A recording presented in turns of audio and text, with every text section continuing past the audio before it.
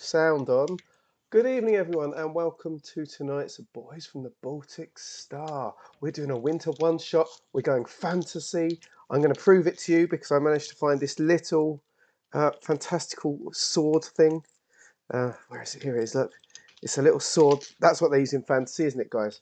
Got a little pretend sword, and I've got a little sci-fi rocket man, and I'm stabbing him to prove that I like fantasy too. Honest. And so now that I feel that we are one of you guys, you fantasy viewers, we still love you, the sci-fi guys. You're still our crew, but we are here tonight. We're doing some fantasy. If it is your first time, welcome. If that's not put you off, we are the Boys from the Baltic Star. We are here on Twitch. We're also on Twitter at Boys Baltic. We're also now on Instagram as of today. No idea what I'm gonna put on there. I've never used Instagram before, so it could be an absolute storm of nonsense. But thank you. If you're here and you're you're planning to lurk or just see how it's going or whatever, you are more than welcome, and thank you so much. If anyone wants to chat, join in, talk nonsense, make suggestions, anything you want, we love that. I'm very high in the picture today. I'm feeling very tall. This is great. Buy the Red Sun, of course, is the way you can spend your points. Please spend them freely and happily, and we will sort of do that as we go along. Hello, Ali. How are you? I hope you are well. And yes, that is that. For those that don't know, my name is Luke. I've got my green screen t-shirt on again today, but I've got a hoodie on for now, so I'm not just a floating head. This is good. I'm a floating arms as well. Next to me is my comrade, I don't know what would be a fancy term for your friend and comrade, Ewan. Yeah, comrade, my fantasy comrade. It works. My fancy comrade and my comrade in my fantasies. It is Ewan. How are you doing, Ewan? A little bit worse after that, I'll be honest. No, I'm pretty good, thanks. I'm pretty good. Your Instagram, you should definitely make stop motion Lego videos of you stabbing sci-fi Lego men with fantasy swords. I would watch that. It's niche, but you know there must be a market, right? We're niche. Well, speak for yourself. And two along from me is, what did I say then called in Fighting Fantasy, Ben? Lord and Master. It's not the GM. Master. It's not the GM or DM. It is the Lord and Master. It is our Lord and Master for tonight. The man who doesn't just come alive.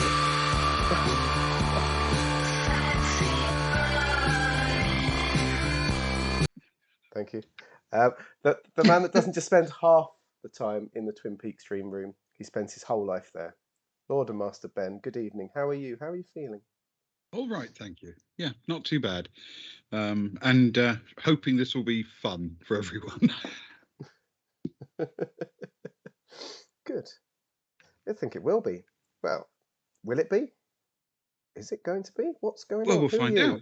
Who are you? Who am I? What? Yeah, it should be entertaining. So, shall I introduce what we're doing tonight? Please.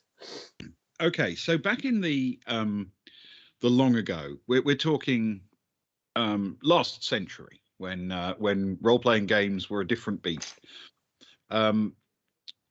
Almost all of the really big things that happened in role-playing back then, at least, happened on the other side of the pond from us. But there was one area in which the British publishing arms really did make their own way in the world, and it was a series of solo game books called the Fighting Fantasy games, which you basically played by going through, moving from section to section, and depending on what you chose, you jump to page 84 and then page 11 and what have you, jump back and forth with these various paragraphs which would tell you how it was going. And generally speaking, they were designed for replay. So you were supposed to constantly run into things that you then had to like save game and go back and do again. But the guys who wrote those books, Steve Jackson and Ian Livingstone, eventually decided, or at least Steve Jackson did, to turn the rule system that they used into this. And this is the rules for the Fighting Fantasy tabletop RPG. And this book contains some very simple rules. And we're about to roll some characters very quickly. And then we are going to play through the first of 2 of the adventures that are actually contained in this book. They when they sold you the book, the rules didn't really occupy a whole paperback. So they gave you 2 adventures, the first of which is quite short, and it's called The Wishing Well. So we're going to play through that. And it's classic old-fashioned dungeoneering fantasy, which is what most RPGs were then, and I suspect a significant majority are to this day. So that's what we're going to do. Fighting Fantasy is a 2d6 system. This book was published in 1984. So as we discovered yesterday, that means the book is actually older than Ewan. Which is upsetting, since not only did I have this book when I bought it straight off a bookshop, I bought it with my own money. From your 4th job. I was well into my career by then. So, welcome to the Wishing Well. So, guys, we're going to need to roll some characters. Yes. This sounds great, Ben. I mean, nothing dangerous or horrific or untoward could ever happen at a Wishing Well. It sounds very whimsical. What a wonderful title. I think that's definitely the way to approach it. Yes, you don't want to start thinking of the possibility, even the slight possibility, that there could be something dangerous down there. Yeah. Because truthfully, there just can't be. Oh. Yeah. Just wishes. Happy wishes. Just wishes. And coins to plunder. Oh, good point. So, yes, Sparrow, it really is a 2d6 game. I promise. I haven't. I haven't rewritten it to meet a D10 to delete D10s from the universe. I mean, I'm not above that. I'm certainly not above that, but that's not what I did here. It's believable. It's classic. Classic Lord and Master, that. Right. So what we do is we take 2d6, and each of you, have you got names for characters? Oh. I'm sure we could come up with some. Good. Chat. Have you got any names? I think I've got a name. Okay. That's okay. I'm Whimsical Jones. Jones. Okay. Jones is good. Whimsical first name, Jones surname. That's my name. Okay, perfect. Excellent. Wouldn't it be slightly more whimsical if you were Jones Whimsical? It would. That's how I'm written on the passport. Is that too whimsical there? Is that too whimsical? There's always a balance in whimsy, I feel. You're not wrong. Now you put me on the spot because you've taken all the funny stuff from chat as well. What can we do? Let's go with I will be Odell Guns. Odell Dump Guns. Double N. Guns. Okay. So we have Jones and we have Guns. Right, gentlemen, you begin the game by rolling 1d6 for your strength characteristic. That's a lot of pressure on one solitary d6. It is. So 1d6 plus 6. And what's this for? What's this for? Strength. Oh, it's 1d6 plus 6. Oh no. Whimsical is very weak. That's an 8 in total. Pew! That's the first one of the night. So that was a 7 and an 8. They got a weak team. While we're talking, do go on. Yes, it's possible you guys are not the beefiest of adventurers.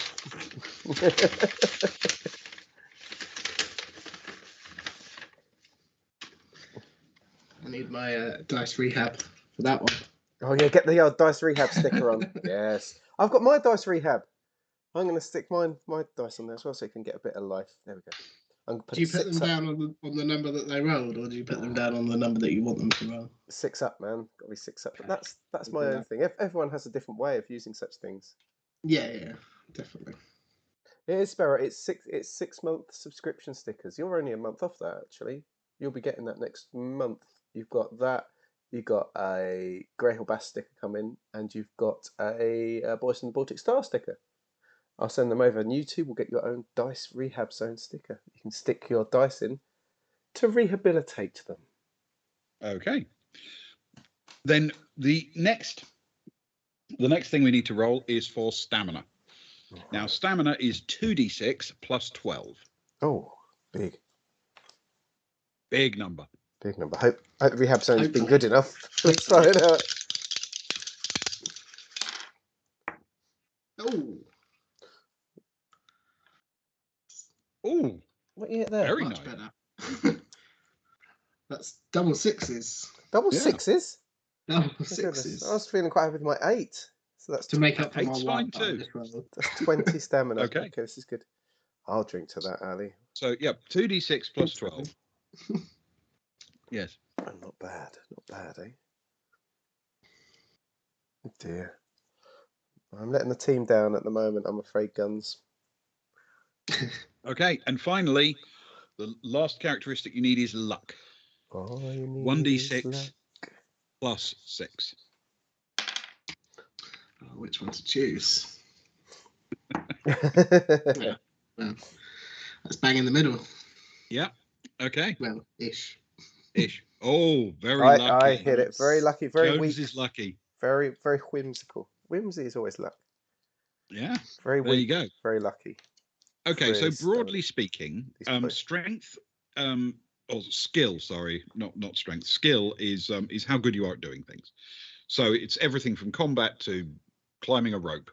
It's whatever you do. So the first one is skill, sorry, not strength. Okay. The second one is stamina. That's basically how many hit points you have, broadly. And the third one is luck, which there are encounters in a game where you may lose or even gain luck points. But at any time you can test your luck. You can use it as an emergency, oh crap kind of reaction to things. Whether you succeed or fail when you test your luck, it costs you a luck point. And the time that it's most commonly used is you can use it to either reduce the damage you take from an attack or to increase the damage that your attack delivers. A typical combat attack in this form of fighting fantasy, because we're not going to add in the advanced rules, which come with the expansion book, another paperback. We're not going to add in those. So for our purposes, a successful hit will always deal 2 damage to the stamina of an opponent.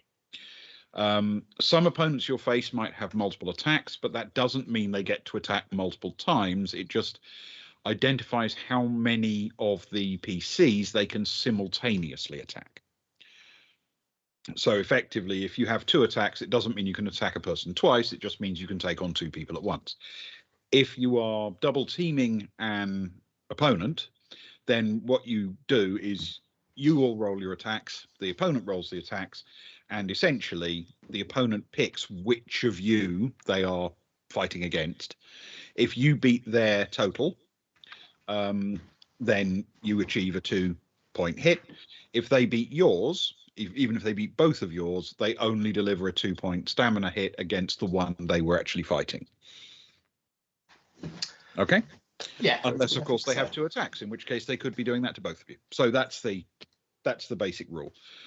You can deploy luck whenever you like it. Now, you each start the game with 2 sets of provisions. Yes. Now, provisions, you can take at any time when you're not actually literally in combat. And what they do is restore your stamina to your starting value. Ooh, nice. Is that our max? Sorry. Yeah, that's your max. Cool. So you, unless there's a particular thing or an encounter that you come across, I mean, theoretically, there could be a magic item that increases your maximum stamina by 2, say. Yeah. But unless you encounter something like that, your max is what you just rolled. Okay? Broadly speaking, the rules are supposed to get out of the way and let you role play and have a bit of fun. So let's do that and begin. My favourite sort of rules. Yeah. So a little bit of background to begin with. The adventure is effectively set at the bottom of a well, which doesn't sound like all that good of a place to start an adventure, but we'll give it a shot anyway. It's an ancient well where nobles and princes of long ago used to come and cast in gold coins and make wishes. And over hundreds and hundreds of years, this gold collected at the bottom of the well. And when the well dried up, which happened recently, treasure hunters and adventurers started thinking this would be a good idea. We can go down and collect the gold. And a number have tried. And for whatever reason, none has come back covered in gold. It's almost as if there's some problem with collecting all of the gold. So you, two adventurers, have decided to try your luck at this. And you're going to climb down this well and see what awaits you at the bottom. And see if you can find some of this lovely gold, because you never know. It might be brilliant gold. Or there might be something else. You might even find the other adventurers. You never know. So we'll give this a shot. So before we do anything else, let me bring up what is essentially the map. Now, I will explain why we're doing a map here, because it may not be automatically obvious. Back in the day, the way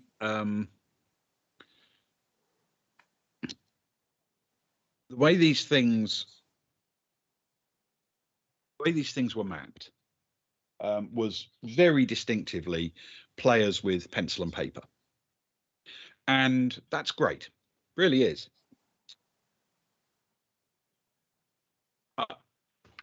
For the purposes of streaming it, it would be hard for us to let Ewan and Luke make a map as you go and then show what's going on and where. So I decided to bring up a map that will track where they're going. And what I've done, basically, we're not going to worry about combat counters and things. This isn't a game that supports cover actions or anything like that. So we're going to do something much simpler. What we're going to do is just put a green dot on the map to indicate where they are, broadly. Okay? Yes. So, with a bit of luck, the map is up and streaming, and hopefully, you can see where you are. You are at the bottom of a well. And because this is, a fighting fantasy style adventure, what we have is a little description, which I will read to you. So it begins. You're at the bottom of a dried up well. The walls are caked with dried mud, and the ground underfoot is muddy. Leading off northwards from the well shaft is a narrow passageway. That's all you get, I'm afraid. How dark is it down there? At the moment, not too bad. You can you can see reasonably well. There's fairly bright light coming down the well shaft. Without clawing around in the mud, is there any sparkling on the ground at all that could denote a coin? Good evening, Spider Queen Long. You good? I hope you're good. Just get the system working. Let's make a skill check so that people can see how this works. Skill. Can I make a skill check? I'm unskilled. What do I need to do? Basically, you roll 2d6 and you need to get equal or less than your skill total. Oh, okay, that's okay. 8's okay then. But okay, I feel okay. This is just like Traveller. Oh, I put them on the dice rehab zone, but I forgot that that makes them roll high. 10. Stupid. Oh yeah, I want that one back. 10. Yes. With a roll of 10. You don't find anything in the mud. No, it appears that either it's all been cleared out or you can't find it for whatever reason. Yes.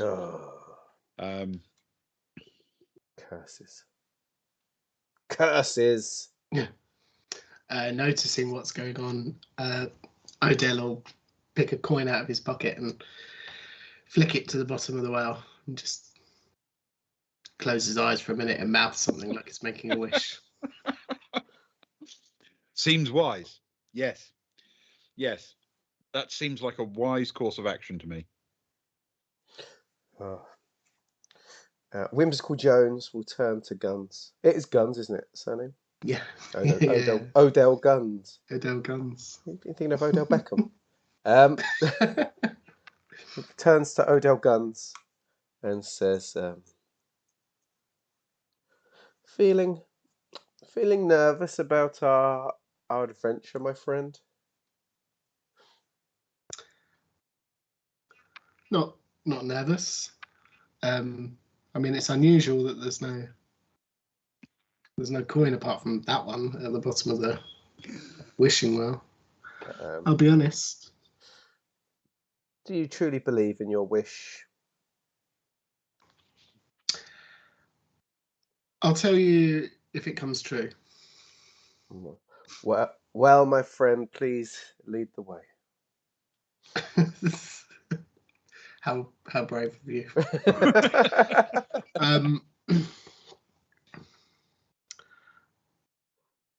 Odell will start to head towards the passage at the north. I suppose. Okay. As he leaves, Whimsical Jones will sort of crouch down as if to do his shoes up, his boots, and will pocket the coin. The wish coin. Yeah. Well, that's one way to grant a wish. Exactly. You granted your wish anyway. I wish for money. Stole a wish. Stole a wish. Excellent. Okay. And then hurries after you. Now, you do have in your possession a lantern, and you are going to need it as you head further north because that passageway is no longer lit by the light from the surface. And as you make your way north, you discover that it's just a straight passageway that ends in a very sturdy-looking physical door. Big wooden, heavy-duty door.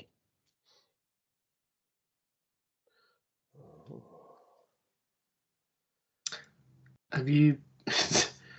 I haven't. Have you been down wells before? Have you been down many wells? Is this standard? Oh, I see. It looks like a very heavy, sturdy door for a well. When the well was full, there'd be no way for someone to come down here, I guess. We're truly blessed that the well dried up. And many people no doubt died and the crops died, for our adventure can continue. Does there appear to be a lock hole in the door? Does it just appear to be a heavy, lumpy door? No, it looks as if it's just a sturdy door. There is a handle, but the door is just thick and very wet wood. Very old wood, but thick and sturdy.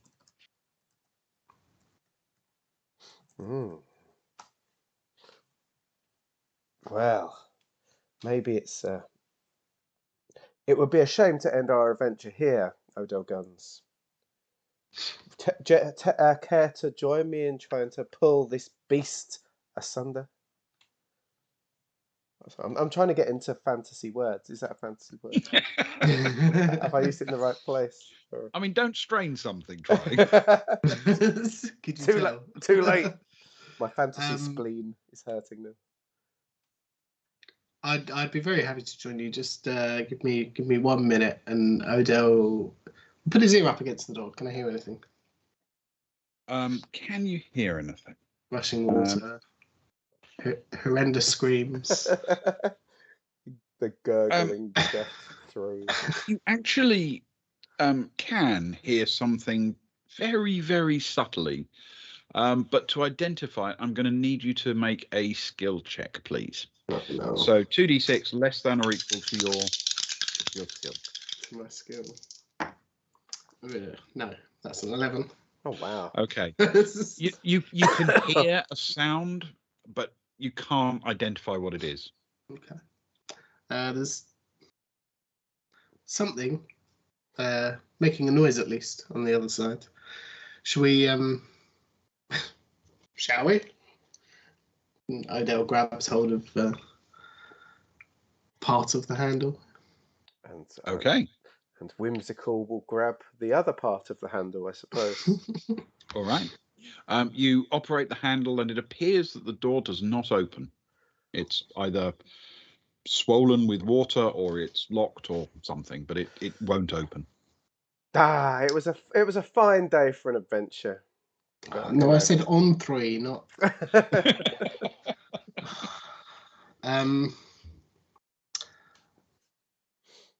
Well, does the doorway look clear? Is the mud at the bottom? There's not like a thick, the mud is like half a foot up the door. No, there's mud everywhere, but it's a thin layer. Okay.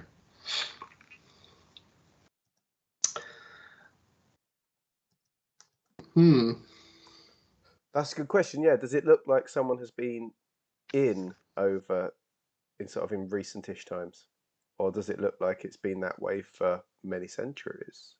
Roll a skill check. Oh no! Luckily, I put them on the dice rehab, so with a low number up, I've learnt from my errors. You see, it's worked. 6. 6. Yes. It does look that there's indication of footprints and things like that on the floor. It does look as if the door has been opened in recent times. Yeah.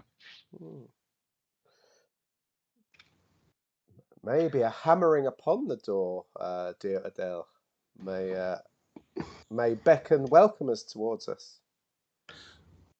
Either, we could try that. I was thinking, I wonder if there's a latch on the other side of the door.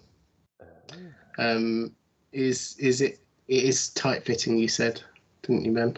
Mm-hmm. So I don't suppose we're in a situation to try and push something through and lift it up. Okay. Make a skill check for me. Oh dear. Try those dice again now. I'll give them time to settle. Cool off. That's a 6. Right. A 6. Okay. You waggle around. You think you've got something, but it doesn't seem to make any difference. For some reason, this door will not open through wiggling it and trying to find the latch. No, I fear you may be correct, Whim. Let's should we try knocking? Let us try, dear friend. Okay. Boom, boom. So, how firmly are you knocking on the door? That firmly. Just a little tap or a proper booming? No, the side of the fist. That okay. Bit, yeah. Proper go. Okay. Yeah. So, as soon as you do, there is this loud booming voice that doesn't seem to come from anyone in particular, but echoes around the corridor, and it yells out, "Beware, unwelcome visitors. Anyone who enters faces certain death within." And then it falls silent, because that's foreshadowing. That is. Oh, that is foreshadowing. That is very foreshadowing.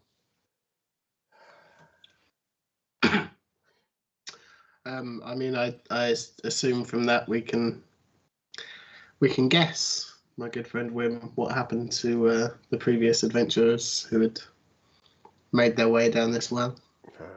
Death within. Certainly. But we're better than them, right? Well, yeah. I have my finest red hood, and you have your beautiful buckles upon your shoes. I think it's impossible to even imagine that anyone who came down before had a higher skill rating, for example. Yes, certainly. We certainly both knew the last person from our town to go down, and man, what a fool they were. He was rubbish. Yeah. What we lack in skill, we make up for it in sheer stamina and refusal to give up. And that has to count for something. A pig-headed unwillingness to look facts in the face. Yep. Exactly. Good. Okay. So, what are you going to do? I mean, I guess we could go home, or are we done? Should we knock again? I hear there are a band of travellers at the nearby tavern for the evening if we wish for new friends and other adventure, but it feels a shame to share such potential treasures with many others. I just flicked my last coin to the bottom of the wishing well in order to get a wish. So if we're going to the tavern, we're going to need some coin. I fear. Did you wish that this door would open? I wish that we would find more than the coin that I flicked on the floor inside the wishing well. Whimsical Jones pulls out the coin from his pocket. Well, your wish has already come true, for here is another coin. A totally different coin, I promise you. An unrelated coin. Is it covered in mud, Ben? Like badly rubbed off. Bear with me for a second, just in case. Whimsical Jones runs back down the corridor, silently wishes that the door may open and flicks it into the mud. Okay. Any change at your end, dear friend Odell? Sorry. Whimsical Jones picks the coin up again and mutters.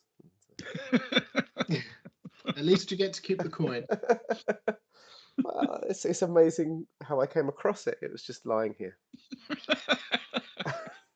We're so lucky. It must be hundreds of years old. Oh, well. Yes, who knows which ancient noble threw it down the well? Does it have the date? Do they have the date printed on coins in this realm? Surely some fine person must be missing that coin or enjoying their wish. It is the coin of a fortune teller, someone who saw the future. Odell will knock on the door again. Do we have? Well, I assume we have weapons, Ben. We have. Yes, you're each carrying a sword. So he'll use the pommel of his sword. Okay. This time there is no voice booming down the corridor, but equally the door is not opened. I suppose we could try the door again. Do you want to? And Odell will hold on to the same part of the handle that he held on to before. Look over his shoulder towards Wim. This time, dear friend, upon the three. On three this time. So you try the handle, and there's a sense maybe that there's a bit of give in it, but it's too stuck fast for you. You can't just open it using the handle. Using the lantern and sort of showing it around the corridor. Is there anything of note upon these roughly hewn walls? Roll a skill check for me. I hope it's the number or below, because it's 8. Yes, it is the number or below. Nice. Okay. A careful examination reveals nothing particularly notable. It's fairly rough hewn, this passage, and just the door. That's what you got.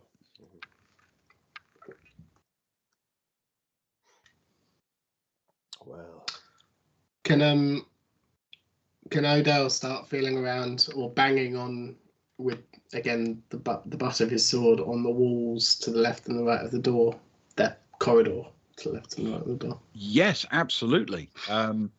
Just check the sound, make sure it's all right. Solid. You bang around. Let's have a skill check from Guns to see if he can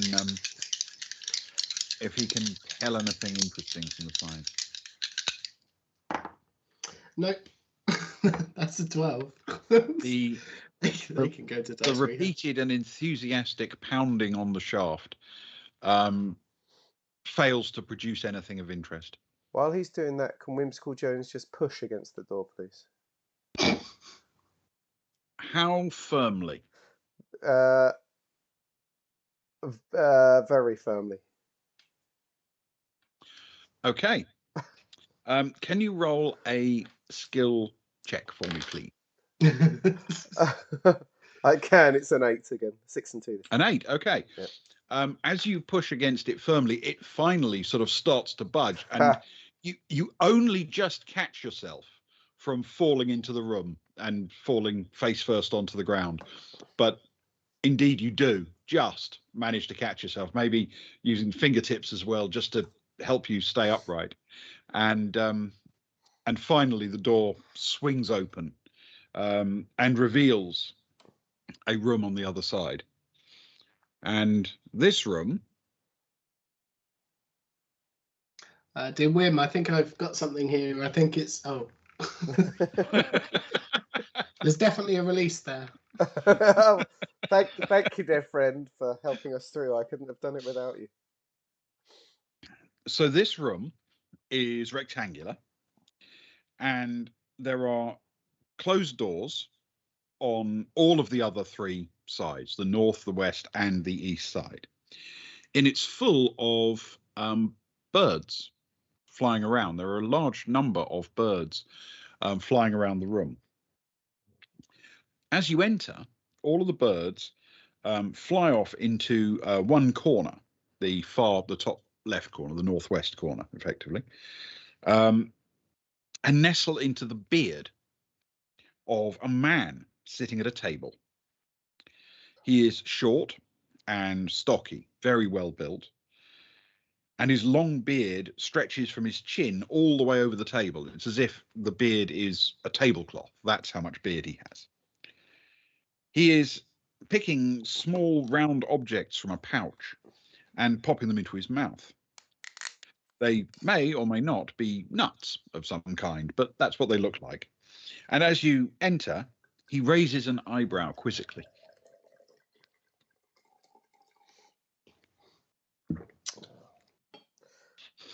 Gentle sir, was it you who spoke the warning hither to us? What are your names? My name is Whimsical Jones. I was named after my mother.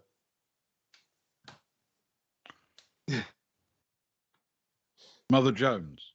Exactly. She was a Jones also. Excellent. Excellent. And your name, sir? Hail, I'm Odell Guns. Guns. Excellent. Excellent. Welcome. What may I ask is your name, good sir? Where are you from? And what brings you here? We're from the town of Hivendrilsonville. Ah. Do you know of it? Who doesn't? Oh, it's very famous. And what brings you here today? We come seeking adventure and perhaps discovery. Excellent. Have a nut. And he throws each of you a single nut from his pouch. Odell will attempt to catch it, or catch it in his hand. Thank you. Whimsical will try and catch it in his mouth, like one of those tricks. Okay. Make a skill check. 7. You managed to catch it in your mouth. Are you eating it? Not yet. Eat up. Eat up. After you, dear Guns. Odell will put his into a little pouch in his pocket and say, "Well, I just topped up on some rations before we came down. It would be foolish to attempt some form of adventure on an empty stomach. Eat up. May I save this for later?" No, eat up. Eat up. They're good. where do these nuts come from? From the pouch. Where does the pouch gather them from in such an underground location as this? The pouch I keep under my beard. That's by far the best place. The best place to keep a pouch.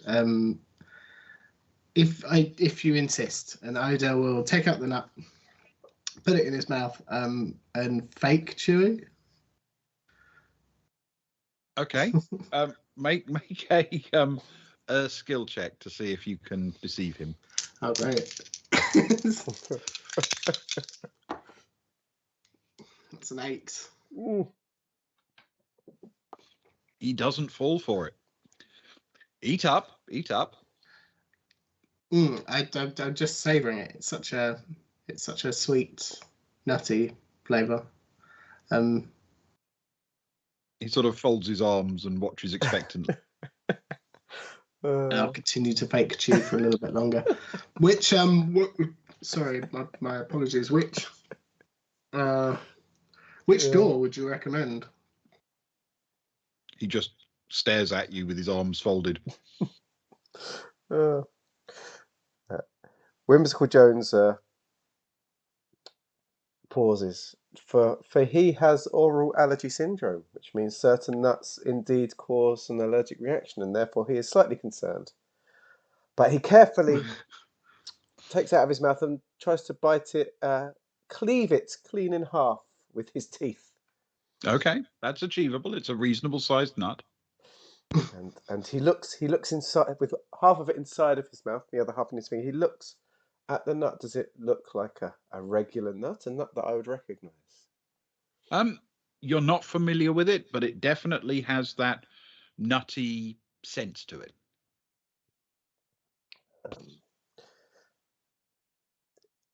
Dear sir, here's to your nuts. And he puts the other half in and chews it down and swallows. Okay. Immediately, the man glances across at Guns with an expectant look.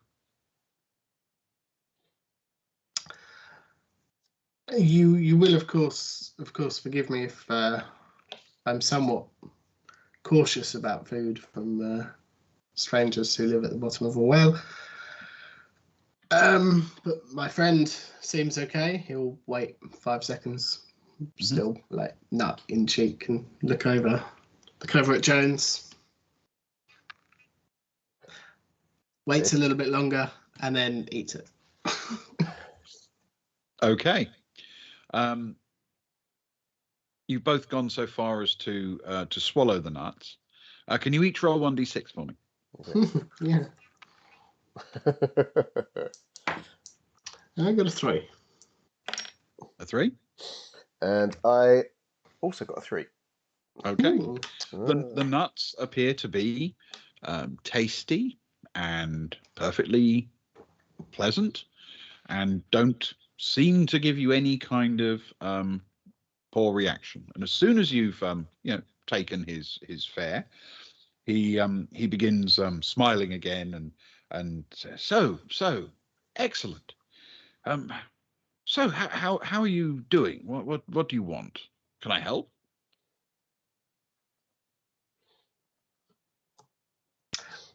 We wish to, as my dear friend here said, we're in search of adventure. We wish to navigate the tunnels, the rooms down here. Which way would you recommend? Have you been around? Do you know the lay of the land? Oh, I wouldn't recommend anything, no.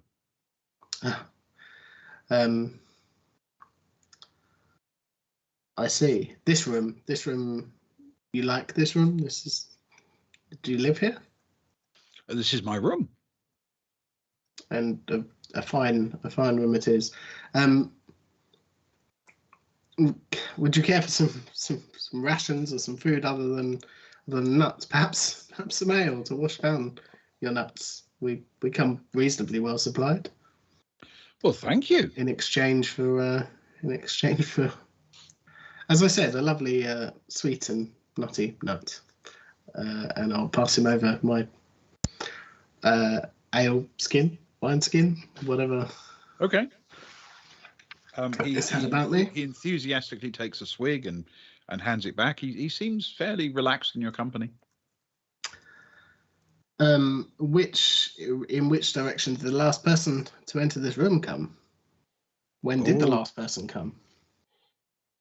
I seem to remember the last person went west or east or possibly north, but I think it may have been west or east or north. Definitely one of those.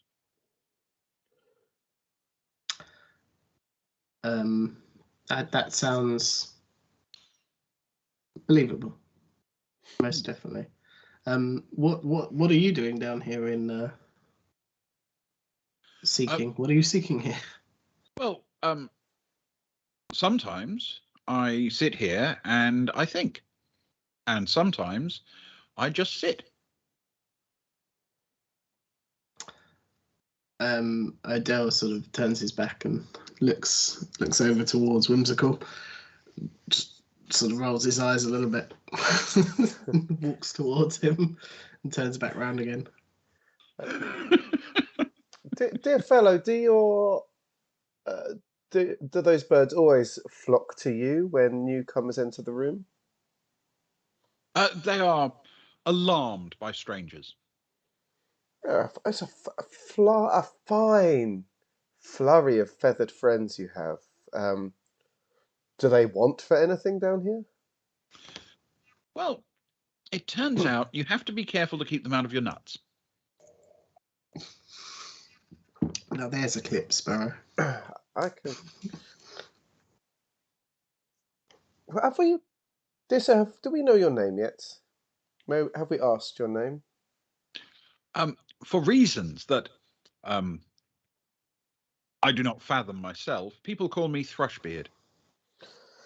You can get a cream for that. I have no cream. Well, some strawberries, perhaps. You could certainly make a paste with the mud. Okay. You speak strangely. Strangely? So do you, dear sir.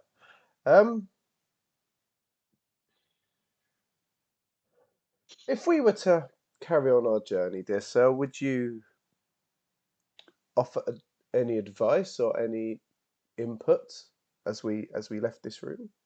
Well, I suppose that depends on where you're trying to go. Because, for example, if you wanted to go west, I would probably think going west would be the way, through the west door. On the other hand, if east was where you wanted to go, then perhaps the east door. But I suppose it therefore depends on what you want. What do you want from here?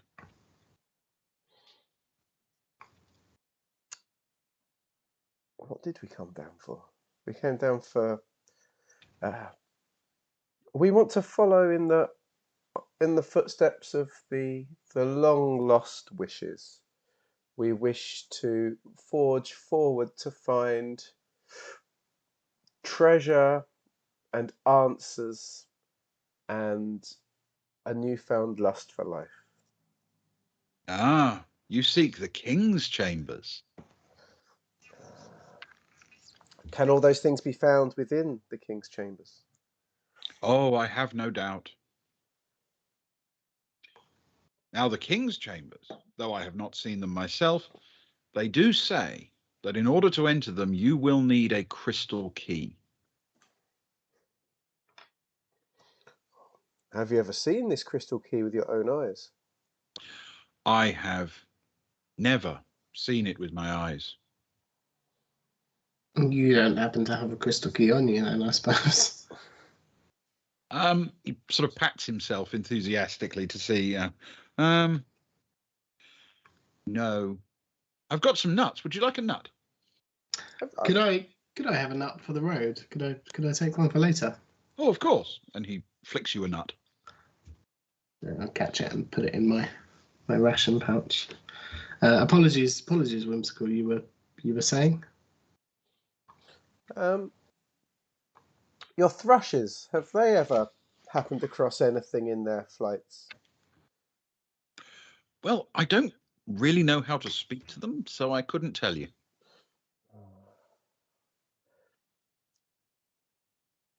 I take great joy in knowing that they are safe nestled under your mighty chin thatch. Ah, good. They seem to like it, and I don't mind it.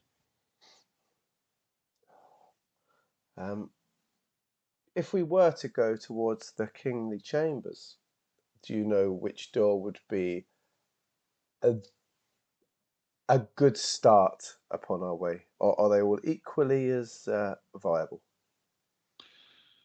Well, if I were going to the king's chambers, I wouldn't start from here.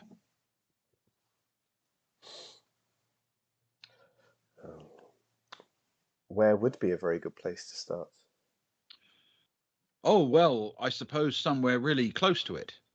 And, well, such a place probably lies to the east, or the west, or possibly the north. I'm not very good with directions, I'm afraid. It feels to me that you've been down here a long time in the dark on your own without any human interaction, so I can understand why you may be slightly befuddled. Humans, we don't get many humans. I don't think I've seen a human. Oh, I can't remember the last time I saw a human. Have you ever seen a? I'm not even sure I've ever seen a human. Odell, have you ever seen a human? I feel this is going in circles. If I'm honest, Wim. Then let us choose a door and bid our farewells. I have seen a human though, quite recently. Yes. Oh, exciting.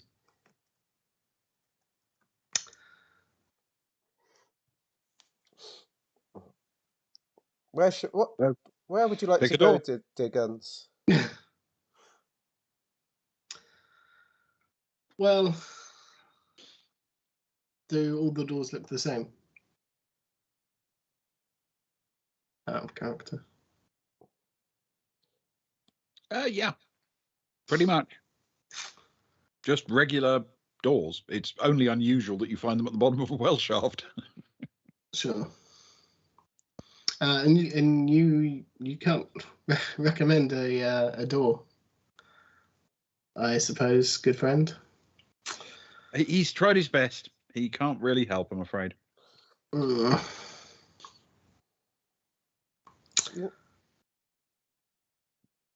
I tell you what, dear friend, how's about I toss this coin that I found, luckily, around these parts, this ancient coin. If it shows tails, we shall head west. If it shows heads, we shall head east. If I drop it, we shall head north. Okay. So start with rolling a skill check to find out if you drop it. Just don't drop it. I didn't drop it. It's okay. 6. No north Okay. for us. Then by all means, toss a coin or roll a die, however you want to decide it. Okay. I've got a coin in my pocket actually. I don't know if it's quite as ancient. It's look. It's from oh, look at this. It's from the year of our Lord 2017. There you go. Wow. Here we go. You're just showing off now that you've got money. I have. That's it. What is it? It's heads to the west and tails to the east. Was that right? Can't remember. I don't know. It's your Okay. your coin and your decision. We're going Chat. east. We're going east. We're going east. Let's go east. I like going east. East sounds good. East. Okay. You open the door to the east, and as you do so, you find that it leads into a not particularly long corridor with a sharp turn to the left.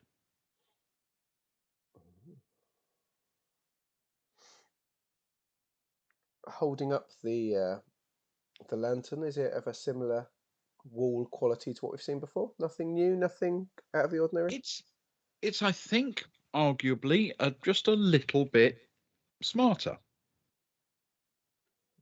Just a bit more regular, a bit more sort of accurately hewn. My dear fellow, have you noticed how hewn these walls are? Gloriously hewn.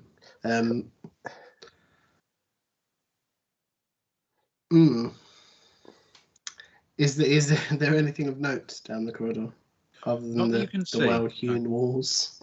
Not that you can see.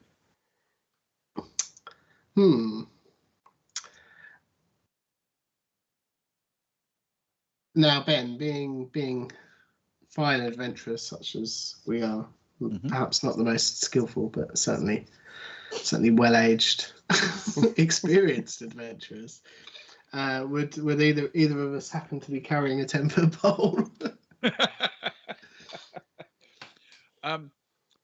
No, I don't feel a 10-foot pole would be easy to navigate down a well. No. Yeah, that's fair enough.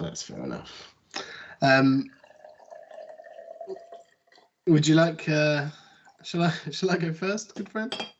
That's ever so kind, good friend. You can take the next one, and and Gunn will cautiously, I suppose, make his way down the corridor.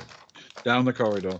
When you get to the junction, and there is a sort of hard turn to the left, you see that the corridor just continues and ends in a door. Similar fashioned walls, nothing of interest. Very much similar, yes. He'll hold up a hand to Whimsical and head round the corner. Okay. And probably give it a couple of seconds and then scream.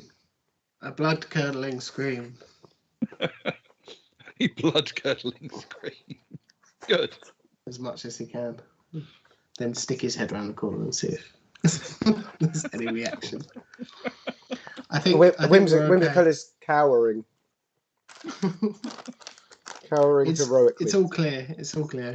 And he'll beckon Jones forward and head to the door, I guess. Okay. You're such a cad, dear friend. The door is unremarkable, again, except for being at the bottom of a well. Mm-hmm.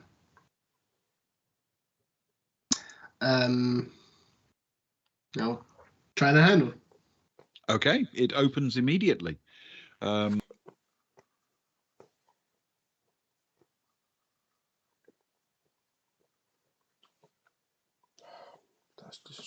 Is rectangular in shape, with another exit to the east, and this, a door to the east, so to speak. The floor is bare and rocky, and there doesn't seem to be anything alive or of particular interest on the floor of the room or in the main space of it. However, it appears that our stream has frozen. Yeah. Oh yeah. Okay, let's reset. Quick reset. Cool. Yes, Luke's picture is frozen as well. Is that? Are we back? We seem to be moving. Yeah, I think we're there. Okay, cool. There we go. Yeah, Awesome. I think we're there. Hope everyone's okay. Sorry about that. Bit of a moment. Okay. Okay. Technical difficulties. Are we back? Spezza, let us know. Are we okay? I'm assuming we're a bit funny, but I hope it's okay. Along the west wall of this chamber, various objects are hanging. In the centre of the wall is a large portrait of a warrior dressed in battle armour, and a large sign under the portrait reads, "These objects are the property of Marg, the Slaymaster. Touch them not if you value your life." The objects that the message refers to are a silver necklace, a small leather pouch, an axe, and a sparkling jewel set in a pendant. The room is actually lit by a burning torch, which is stuck into a crack in the wall. So it was a silver necklace, an axe, a jeweled pendant, and what was the other thing? A silver necklace, small leather pouch, Leather axe, pouch. and the sparkling jewel in a pendant. And it said property of... Marg, the Slaymaster. Slaymaster. Sounds very non-ominous. It sounds like a rapper from the 70s. I like him. Marg the Slaymaster. Who do you think this Marg is, dear Guns, dear friend? And he gestures to the picture on the wall. I don't suppose I've heard of a Slaymaster before. Is that a familiar title or? Not even one called Marg. No. I have no idea. But it appears these are his belongings, I suppose. Do you think it refers to the torch as well? I think perhaps a second torch may be handy. You can't just go around stating these are your things and leave them around like you're some kind of human dymo machine, just putting your labels everywhere. I feel that torches are objects of the common man, a shared item, surely, for whoever most needs it. Guns will walk up and wiggle the torch out of the wall. Okay. Roll a skill check for me, please. That's 5. You successfully wiggle it free of its crack in the wall. I believe you're right, good friend. I don't suppose that he refers to this as one of his belongings. And now we both have a light. No, it's not his anymore.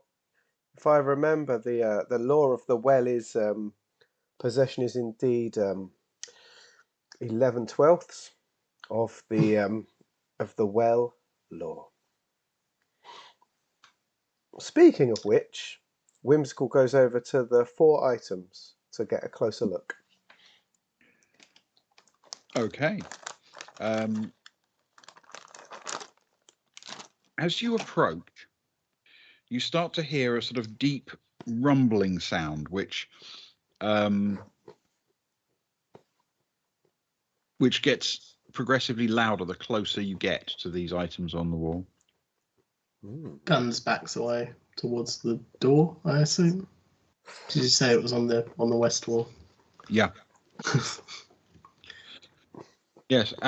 If you back away from it, the sound eases.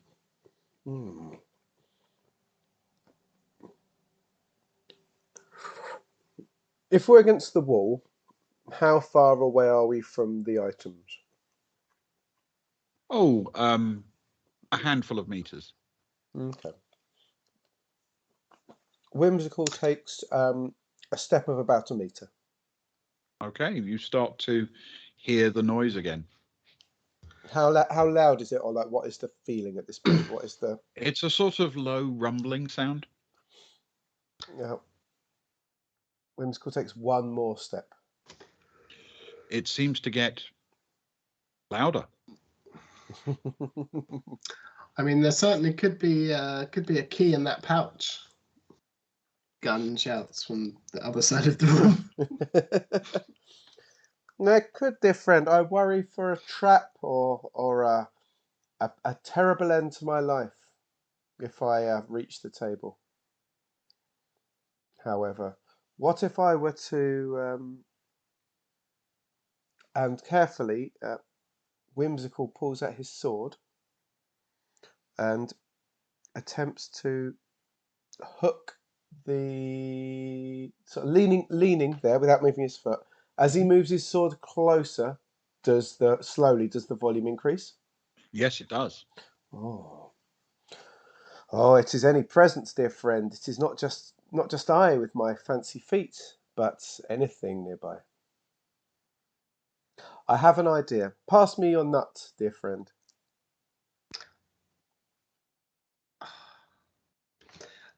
And I'll flick it over.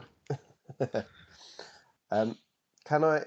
I'll take a step back, and can I throw the nut? Do you say they're on a table? They're sort of hanging on the wall. Could I throw them at the wall to try and hit at the pouch, for example? Okay, roll a skill check to see if you can hit the pouch with the nut. I can, because that's a 6. Excellent.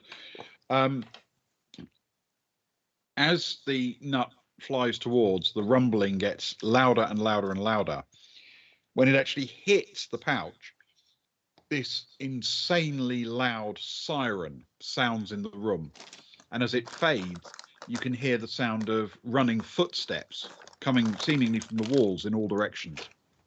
But after a moment, they fade away. Ooh. That was certainly strange. Maybe. I feel... after you. No, please, after you. I was just going to follow from what you said, dear friend. I feel this may be somewhat difficult to get to the end of without either taking something or not, I suppose. It feels like this alarm was to build terror within a person rather than to actually punish the person, my dear friend.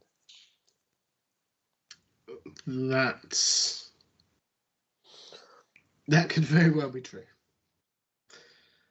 What if you were to go over to the door to our east and keep your ear to it as I carefully approach and see if there are bodies truly coming towards us? Okay. A good idea. Like And I'll put my ear to the door. Whimsical takes another step forwards and reaches out his sword to hook the leather pouch off the wall, please. Okay. As you approach, the rumbling starts to build. And as you hook it off the pouch, there is that brief, as you hook it off the wall, there is that brief, loud siren and then the sound of the running footsteps. And again, as you retrieve the pouch, it fades away to nothing. Anything from your end, dear friend, dear Guns? Did it feel as though it was immediately on the other side of the door? No, it just seemed to come from everywhere. Everywhere. No, it feels all around us, I suppose. There's no definite direction from over here, certainly. Is there something else you would like, dear friend, from upon the wall? We could swap positions, perhaps. Perhaps. What's left on the wall, Ben? There is a silver necklace, an axe, and a jewel in a pendant. Well, I am a man of practicality. I don't suppose there's anybody else using these things in this well. Let's swap. And Gun will approach the wall. Mm-hmm. As you approach the wall, that rumbling sound happens again. And he will grab the axe with his hand and pick it off the wall. As you grab it, the siren sound, the footsteps seem to run around you. But after a moment, as you pull it off the wall, it all fades away to silence again. The axe in your hand appears to be an excellent example of an axe. I feel that's more than we need for the time being. Wouldn't you say, Wim? Whimsical Jones looks around the room and at the painting and things and looks up into the ceiling and so on. Has anything changed? Has there been a movement of anything or a changing of anything over these twos and froings? Examine, roll a skill check for me. I will. It's a double 3. It's a 6. There is something interesting in the sense that, you know how you can paint a painting so the eyes seem to follow you around the room? Yes, creepy paintings. I know it well. It's that kind of creepy painting. But other than that, you might think that the eyes are looking in a slightly different direction than they were when you came in, but nothing else. Dear Guns, these eyes. You're a greater connoisseur of art than I. I'm merely a. I was never good with the brush at school, while you excelled. Would you say that these eyes were following us, or is it just the mark of a true craftsman? Guns will do the classic stand in the middle of the room and then, step left a little bit, strafe right a little bit, follow the eyes. We'll keep, make sure he's looking at the eyes. They are a bit freaky. They do seem to sort of follow you around the room. I think it's a well painted piece. I don't think there's anything particular to worry about.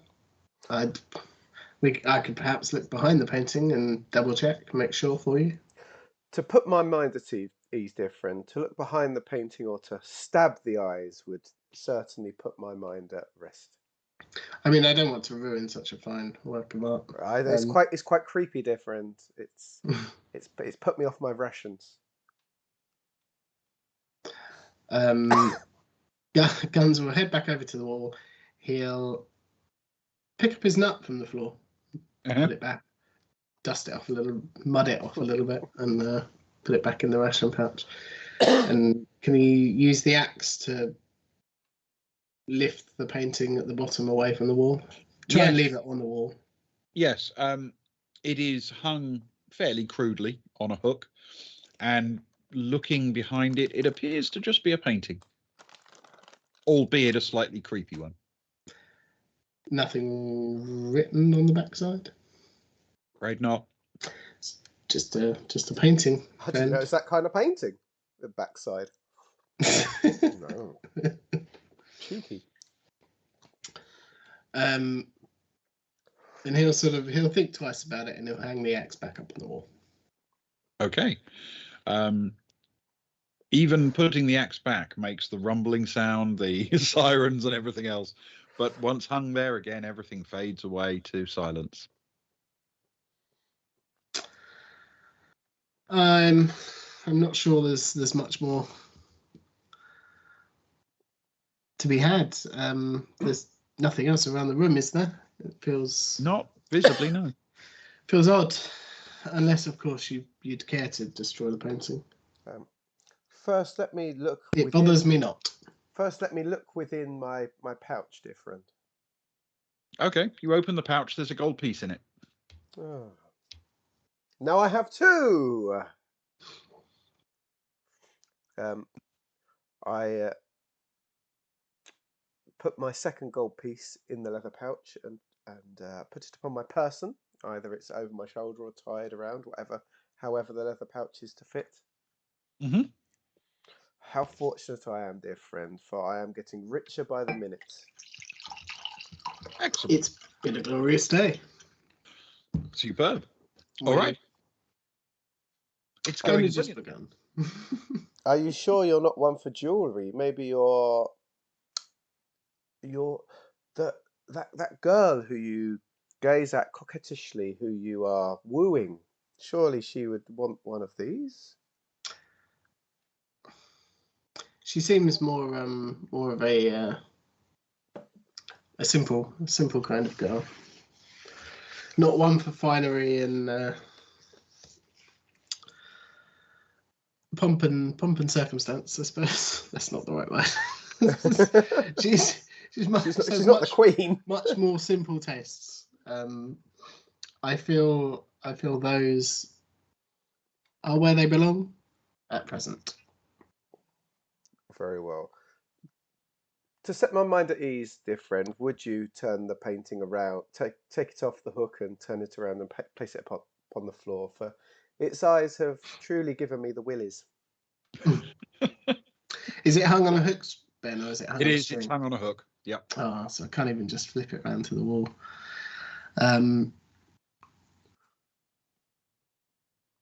Yeah, sure.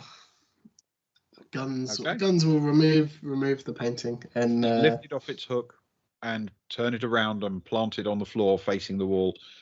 As you've had many times before, there's the loud rumbling and then the sirens and the running footsteps, but nothing else appears to happen. Satisfied? I feel a lot better, thank you. The juju has lifted. Shall we exit through this lovely new door? Okay. And that seems like a good time to take a quick break. Oh, the break. Just before we open the door. Just to give us extra time to think about whether we want to steal anything or not. The door of death and destiny. Okay, cool. We're gonna take a 5-minute break. So hang around. I'll put some music on or something, and we'll see you all in a little bit. Brilliant. Toodaloo. Wait, hang on. I'll say that. All right, I've got to click this first. Hang on. That music. There's music. That's good to know. Talk us through it. Music first. Step at a time. Then there's the break picture. Oh, that's good. That takes over everything, so that's going to be very easy. So then we're just going to go away, and then that'll be it. Okay, click.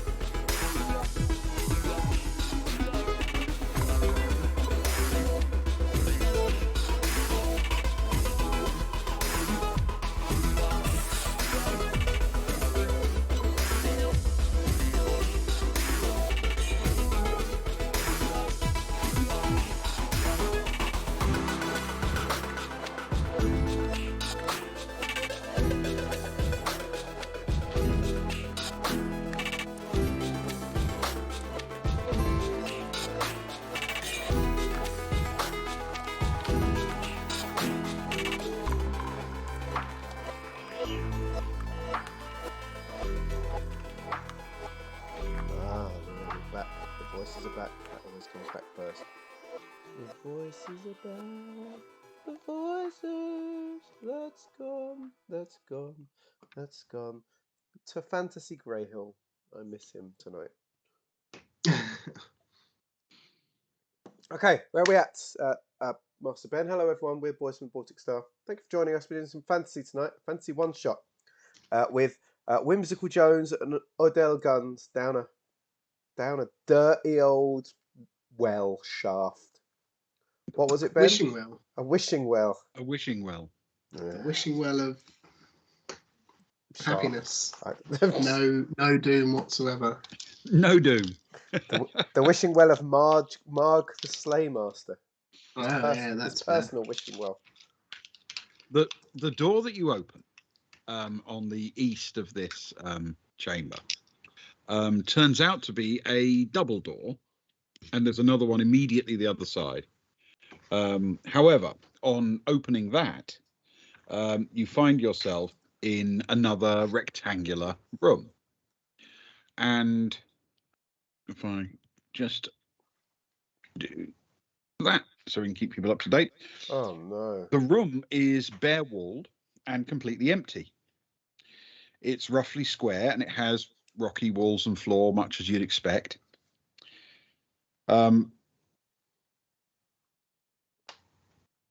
But it looks to be completely empty.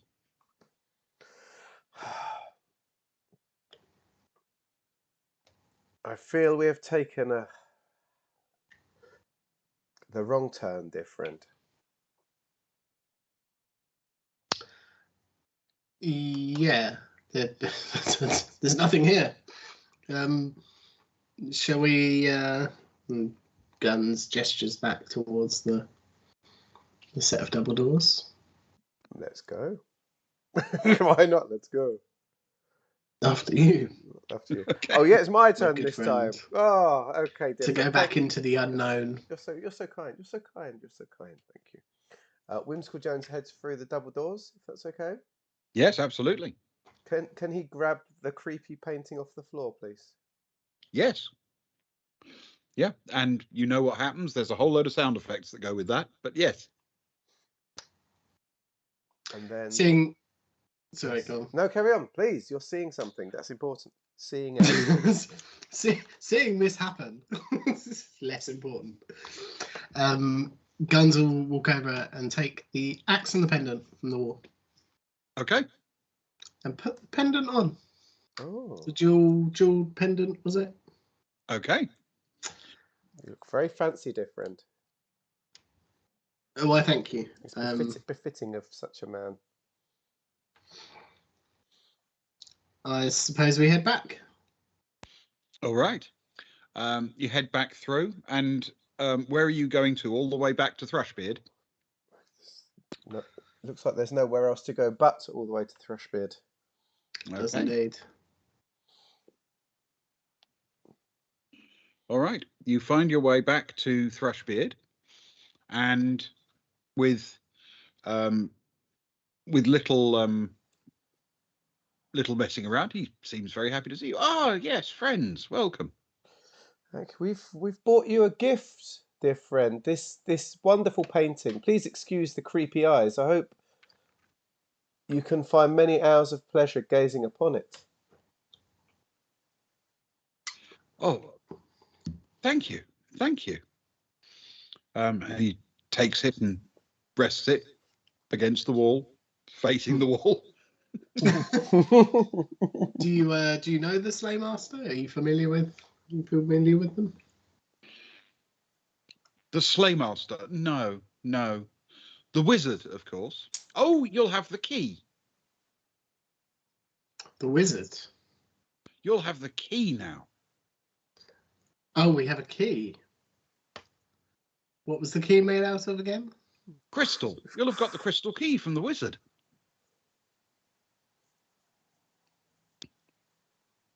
Well, we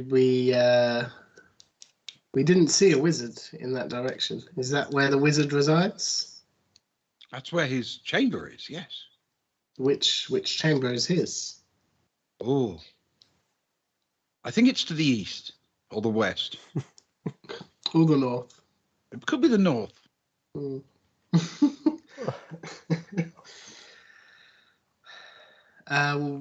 Which way now, dear friend?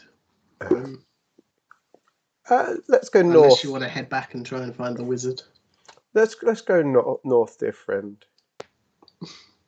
North. Okay. Let's follow the muddy brick road north. Thank you for your time, bearded Thank you. man, and the wonderful advice about which way to go. I hope we can bring you more gifts shortly. Okay. You head north, and there is a short corridor to another door.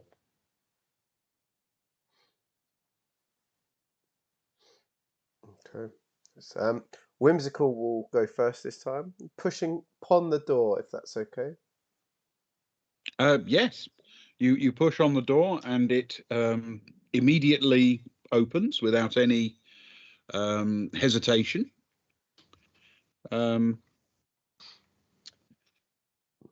And inside, there is a slightly gruesome sight. The room that you find yourself in appears to be like a prison of some kind. The walls are bare and very dirty, and the floor is dusty and littered with bits of wood and stones. There are a few broken bones scattered about as well, and there's a very, very unpleasant smell. There are doors leading out of it to the north and to the west, as well as the way you came. Along the east wall, there are 5 skeletons chained to the wall, which may or may not be the remains of previous adventurers. There are 3 wooden chests at the feet of the skeletons, hanging beneath them, underneath the middle 3.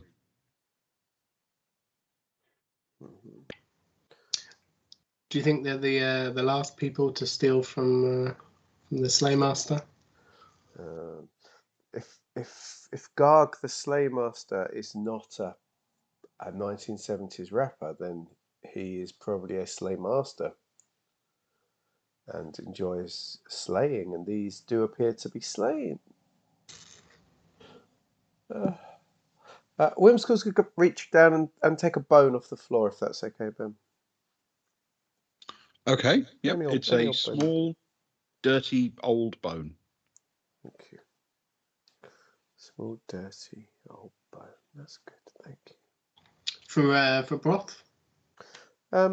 For our friend Thrushbeard, if we return. Ah. I like to bring him gifts, like a magpie. Did all these skeletons appear to have all their bones? They do, yeah.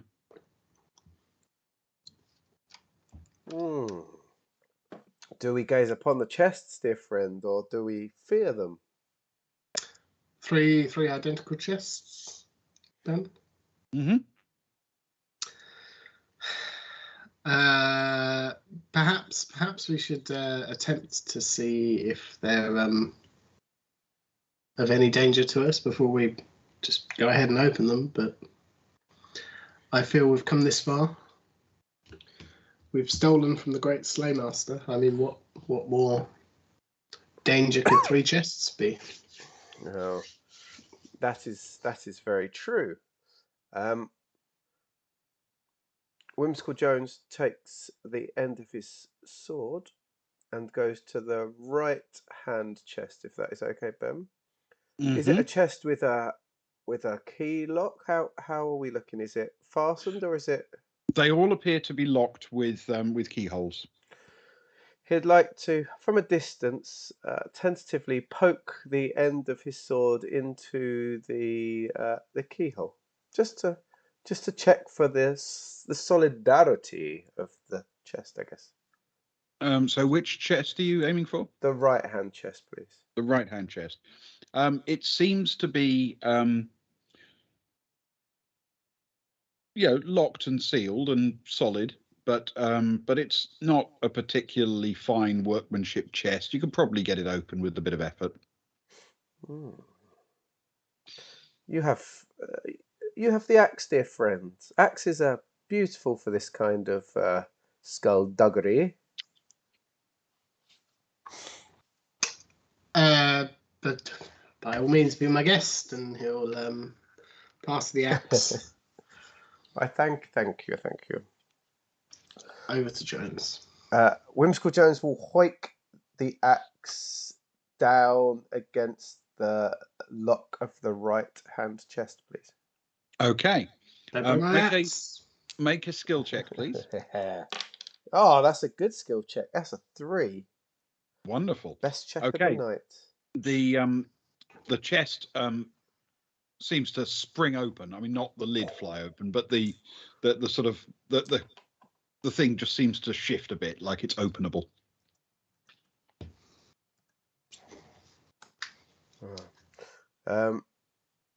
Whimsical Jones moves towards it and with the axe, doing everything with the axe rather than hands, of course, sort of forces it in to pry it open best he can. Okay. You open it now that it's been struck with an axe without too much difficulty. Inside there appears to be something that looks like a sort of brightly coloured wand. Ah, glorious. My luck is in.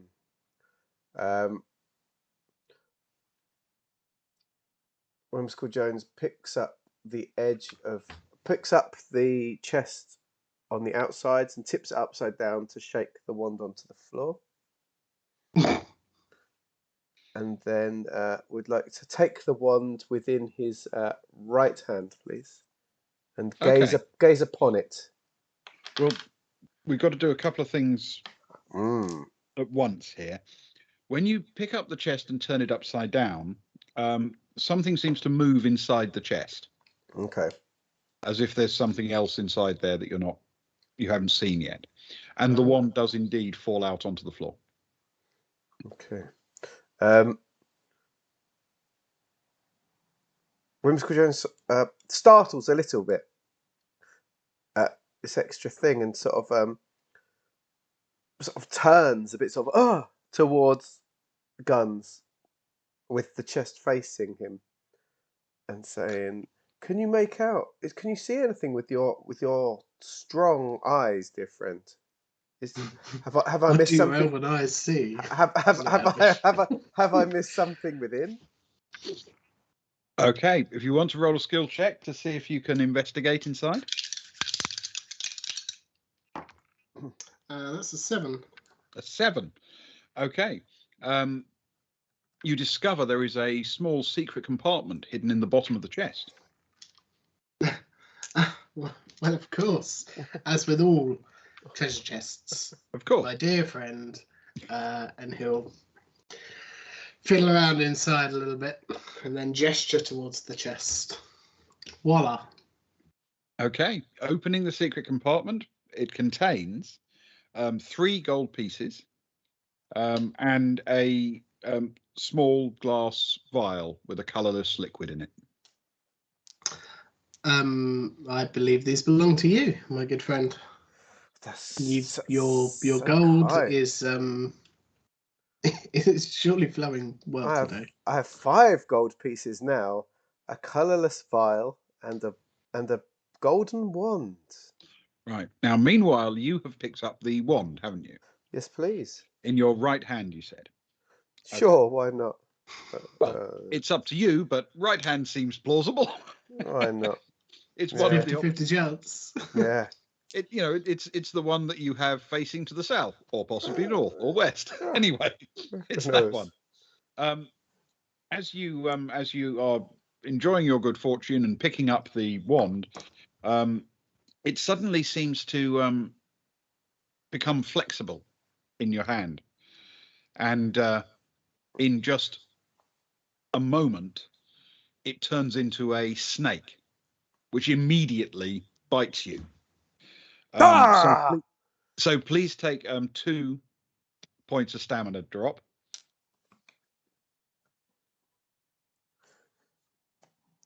It's a snake, dear friend. A snake. Where did it go? Can you see it? Gun pulls his sword Mm-hmm. and prepares to attack. Excellent. You are facing off against the serpent. Are you both fighting it? Oh, It's there. curse it. Jones draws his sword as well. Yeah. Okay. All right. So we're going to do some combat. The way combat works is you roll 2d6 and add your skill, and then I do the same for the snake. Because it's just bitten Jones, it's probably closer to him, so we will start with the serpent facing Jones. Okay. 2d6, add the skill. 2d6, add Oh, we skill. need this to be high. Hang on, let me touch them against the dice rehab zone just to bless them. There It's we go. a 4 plus 7. Okay. A 5 plus 8 is 13. Okay. You both have hit harder than the snake did. It rolled very poorly. It has taken 4 stamina point hit from those 2 blows. It's looking already quite badly scarred from the encounter, but it's still fighting. Again. Gun cries out to Jones. Guns. Finish this devil off.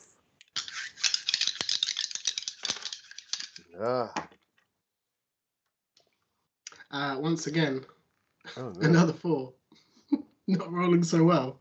So Plus an 11 is an 11. Yeah. Okay. A 6 plus 8 is 14. Okay. You actually Guns actually misses. However, the snake was still attacking Jones, and Jones beats the snake's total. The snake is now on its very last breath, but it's determined to fight to the end. So one more go. Let's finish this, dear friend. Get those rehab dice. They're rehab dice. Ah, much better. It's 9 plus 7. Mm-hmm. So 16. That's good because I only rolled a 3 plus 8 is 11. Okay, this time it is Guns who strikes the killing blow, but he manages to get it in before the snake can successfully attack. So the snake lies dead. Ooh. Well, that was a good warm up. A good warm up, friend. Curse this creature. I hate snakes. It's nice to. You mean Indiana Jones then? Why is it always Sorry. snakes? It's good to stretch out the old muscles before we get too far into these things, you know. Absolutely. It's nice to warm up with a little one snake. Is it still a snake? It is a snake, and it is not alive. Yes. Well, I feel that was for the best. As I say, nice little warm up for us. To the other chests. Let's take a chest each, dear friend. Okay. Do you mind? No, after you. Gestures. And I'll approach the one on the left and leave the one on the left for Jones. Okay. Are you going to strike it with the axe again? Can I attempt? Is there a lock on it? Is it identical? Yep. Similar arrangement. Can I attempt to find like a shard of bone on the floor and then perhaps like a shard of a rib bone on the floor to use as a to try and I forget the name, and I'll try and pick the lock. Absolutely. Give it a shot. Skill check. That's not bad. That's 5. Okay, excellent. Yep, the lock clicks open, and the lid is loose. Wonderful. Would you care to try yours first, or should we do them one at a time? Jones takes the axe and goes for brute force again on the lock rather than trying anything fancy. Do I need to roll for my Okay. axe swing? Yep. Go for it. Okay, that's good again. 5. Thing is, it's good. I'm rolling low all night. It's good for this. Terrible for combat. 5. Yeah, well.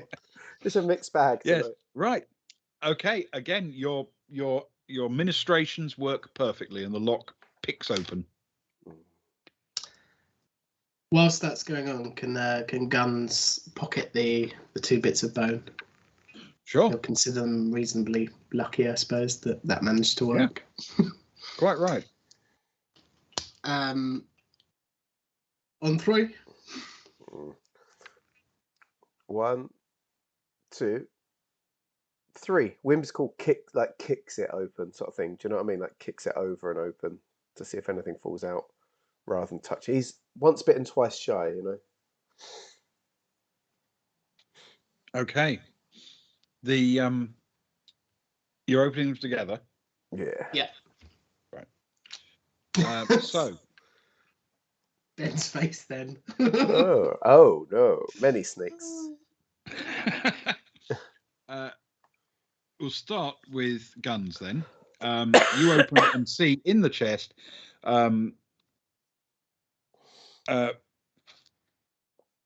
there are 4 gold pieces and a mouse, living mouse, just sitting in the middle of the chest. And you barely have time to even register that as the middle chest opens and the horrific apparition of a ghost emerges and comes shooting out into the room. It's such a shock, in fact, that both of you need to temporarily deduct 2 skill points. Oh, no.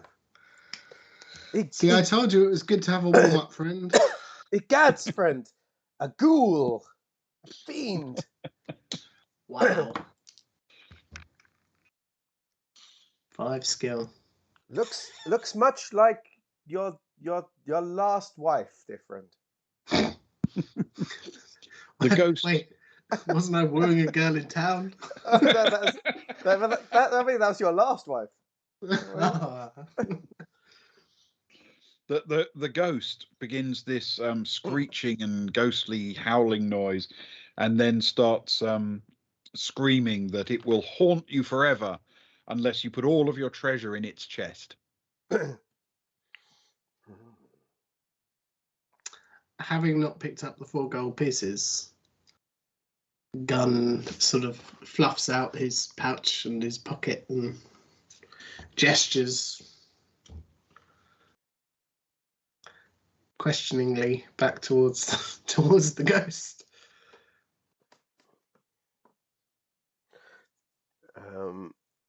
Whimsical picks up the snake from the tail and plops it in the chest.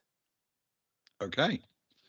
The ghost sort of hovers around you, yelling and exclaiming that you're all going to die. It's going to kill the lot of you, unless you put all of your treasures in its chest. I mean, I suppose there's the axe, maybe. What? Explain to me the colourless vial, Ben.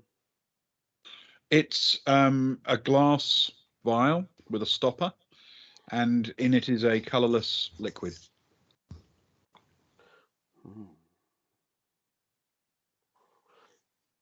As the ghost is not being aggressive; it's just being annoying. Irritating. At this point. Yeah. Can I take the stopper out of the vial and sort of dribble a little drop on the edge of my dirty old bone to see if it does anything to that? Okay. It makes the little bit of bone marginally wetter. Oh. Ah, dear friend, find that mouse of yours. We have a drink for it to try. I will pick up the mouse in my hands, and wander over to Jones and explain on my way. I was hoping, I felt as though this might be a tremendous present for for our bearded friend with the birds. He seemed quite the nature lover. Plus, he has a plethora of nuts, as it would seem. Whimsical Jones pats his dear friend on the shoulder and says, "My friend, it still will be a wonderful gift. But first, it has one task to fulfill for us." And carefully, not use again 1 or 2 drops sprinkling upon its sort of head and into its mouth to see if anything happens as it does. Okay. Almost immediately, this mouse, it's been in a box for a little while. It was looking a bit, a bit tattered, a bit of a miserable specimen. Almost immediately, it seems to regain full enthusiasm for life. It's much more active. Its fur looks immaculate. It looks like a very, very, up-to-date mouse now. Suddenly, this is a cutting-edge mouse you've now got. You see, my friend, I told you. Well, even better the present then.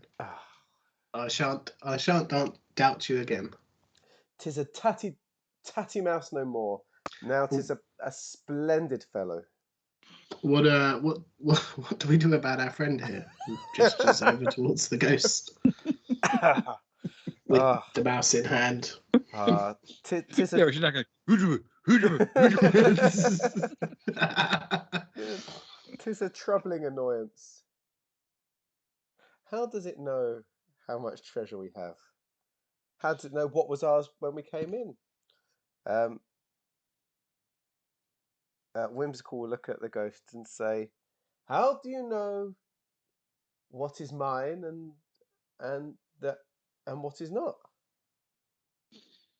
The ghost appears to have reached the end of its enthusiasm for this encounter, and it sweeps in a sort of with this parting wail back into its chest and slams the lid behind it. The fool. Are we still low on skill though? Yes, you will be for a little while. Okay. Let us leave such foolishness behind, dear friend, unless you want to take the mouse back now. Wait. The gold first. Of course. And Guns runs over to the four gold and picks up the chest to do a similar shaky upside down as Jones did. The 4 gold fall out onto the floor, but there doesn't seem to be any sound of anything else. Wonderful. Can he check for the same location as the secret compartment that he found on the other one? Yes, certainly. Roll a skill check. No. It's another 11. And I don't know. Nope. If there's a secret compartment, you can't find it. Yeah. Okay, he'll pick the 4 gold up. He'll put the chest down. Let me run back quickly and drop the mouse off. And he'll... Whimsical says, "I have an idea. Let me come with you." And carefully, can he try and pick up the chest with the ghost in, but make sure he doesn't open the chest as he carries it? Yes. And follows through back to Thrushbeard's room, I guess. Okay. It's a very short walk. You find yourself back. Oh, welcome back, friends. Welcome back. Would you like a nut? I would, dear friend. Please. I would love another nut. Thank you. He flicks each of you a nut and then happily chews on one for himself. Wonderful. I'll put that in my little rations pouch. I'm just making a note of these, Ben. I think many nuts. 2 nuts. 2 nuts. 2 nuts. We bring more gifts. And Guns gestures out the virile-looking mouse. Virile mouse. Mm-hmm. It is. This is now an absolute state-of-the-art mouse. Yeah. Thrushbeard looks absolutely ecstatic.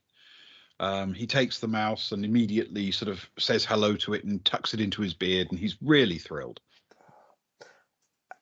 And for you, I have this chest, dear friend. I hope you can have many hours of fun with it.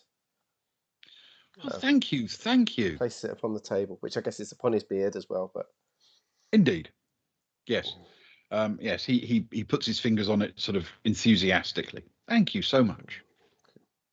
well, we must be off. The crystal key and the wizards and the king's chamber awaits. If we find anything but else, we shall bring it back. But you already have the key. Was it inside of us all along? No, it was with the wizard. Try and keep up, dear boy. Sorry. Which wizard? The wizard. You go to see the wizard, you get the key. It's not complicated. Do you remember, dear friend? We went to the wizard, and yet we did not take the key. We'll be back soon, dear Thrushbeard. We'll be back soon. Excellent, excellent. Okay. Should we away? Shall we? Let's away back north again. back to the north, back to the sort of dungeon room. Yes. Yes. Please. Okay. And then from that room, do you want to head north or head west? What do you fancy, Jan? Well, I fancy north. Thanks. North. I'm gonna call it. That's good. Yep. Good call. To the north, I'm going to need to do just to make Ben scroll. Exactly. Of that. Get an idea of how much map there is. Lucky we didn't draw it ourselves at the edge of a bit of paper. We'd be doomed by now. To the north, there is a short corridor, which ends in another door. So many corridors, dear friend. Indeed, I believe it's my turn. If you insist, after you. And Guns will again cautiously walk down the corridor towards the door. Okay. And attempt to open the door if I get that far. Yes, if there nothing seems to happen en route, and you can indeed make your way up to the door and open it.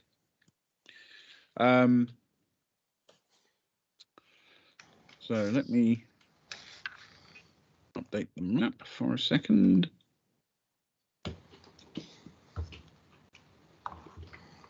I've just updated the map. As he's opening the door, he'll turn back to Jones and just say, I know we jest with our friend Thrushbeard, but I can't help but think he knows something we don't about a wizard and the key. I feel we may live to rue this not paying him more attention.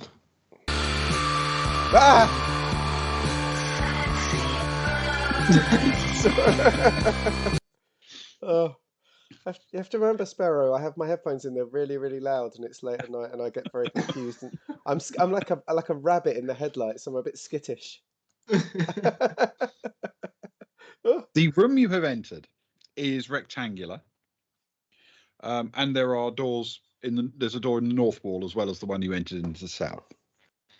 The walls and the ceiling have been painted with a huge mural depicting a country scene. Trees and flowers and meadows and birds and insects and the like are painted all over the place. And gradually you start to realize that it's not just a sound. It's not just a painting, there's a sound. There are sounds of the countryside, of wild places. And the sound builds until it's sufficiently intense you could actually be standing in a country scene.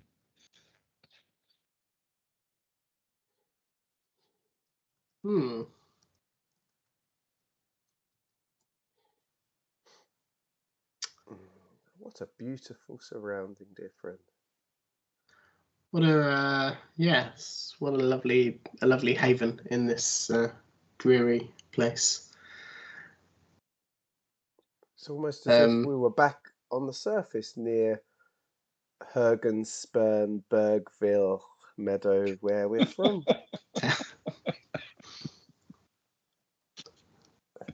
It almost is. I was meaning to bring up at the last town meeting. We should really discuss the town name. My mail hasn't reached me in 3 months. No, I never get it correct. I think the spelling is far too difficult for most. Anyway,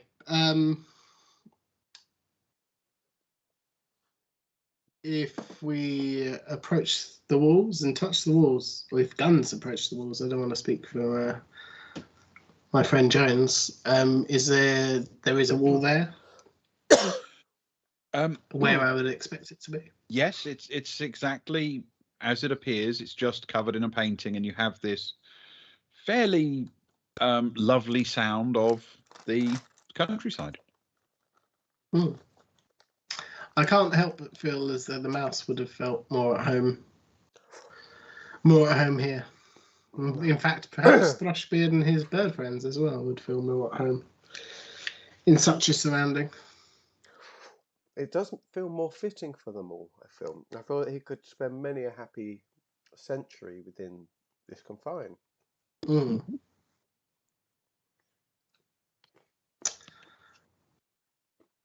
Certainly. If only there was a way to capture this image and to show it to him, I'm sure he would follow us. My friend, your painting skills are beautiful, yet we have no canvas. And your fine craftsmanship that is known throughout Western Feldenland will sadly never be seen. Will sadly never be seen by Thrushbeard, I fear. Perhaps the next gifts we could bring him, we could explain the splendor that is mere meters, yards, a distance away, a 2-minute walk from where he sits. And 'tis but one corridor away from such brutal misery. Who would have thought? Shall we continue to travel northwards, dear friend? Maybe we can delve deeper into this beauty. That feels a good idea. Is it just a mural on the walls, Ben? There's nothing on the floor. It doesn't appear to be a meadow that we're walking through. No, the ceiling is also painted with sort of overhanging branches of trees and the sort of images of birds in flight. But there's nothing on the floor, and it all just appears to be a painting with a nice sound effect. Then north it is. North, excellent. Let me go first, dear friend, for 'tis my turn. Verily. It's a good system we've got. Until it can only go brilliantly. Yes. Yeah. I mean, it's a fair system. And we're all I about suppose fairness. Good depends on who gets the rough end of the deal first. I tend to agree, but yes. So, opening the door and stepping through, there's a passageway that leads forward. There is a door to the west, and in front of you, the passageway opens out into an underground chamber which contains a river flowing roughly west to east through the middle of it. And as you sort of look in that direction, you can hear a beautiful voice singing a very sad song.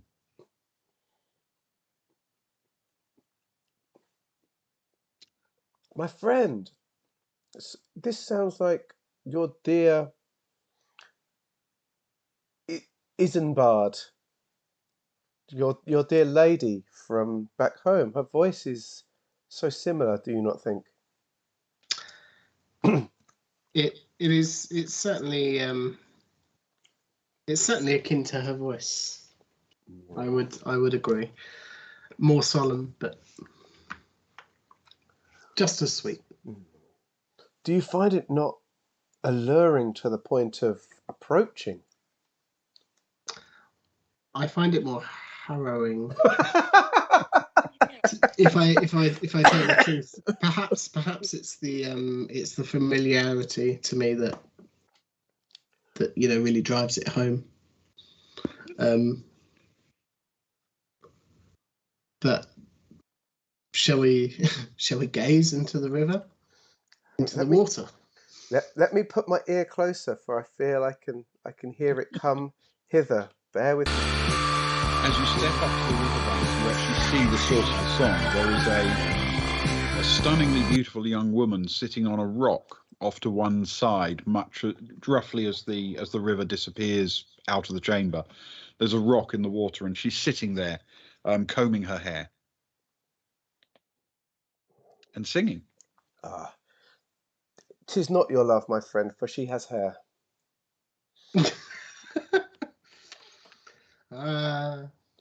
Forever with the jokes. I know, it's to ease my troubled soul, dear friend. And as the song hits you, Jones, you start to feel yourself falling very much in love with her. She is but a rare beauty, dear friend. She is. In her song, you hear as if she's calling for you to come and swim to her across the river. Do you want to go, or do you want to resist? My friend, I feel that I must swim across the water to her. But that's folly. But Sure. But what is folly to a man's heart, dear friend? What? It is nothing, surely. No adventure lies across the river. Naught but the adventure of love and passion and passionate love, dear friend. Gan shouts out across the river to the woman. Hail thee. What is your name? Her song continues, but she doesn't respond beyond that.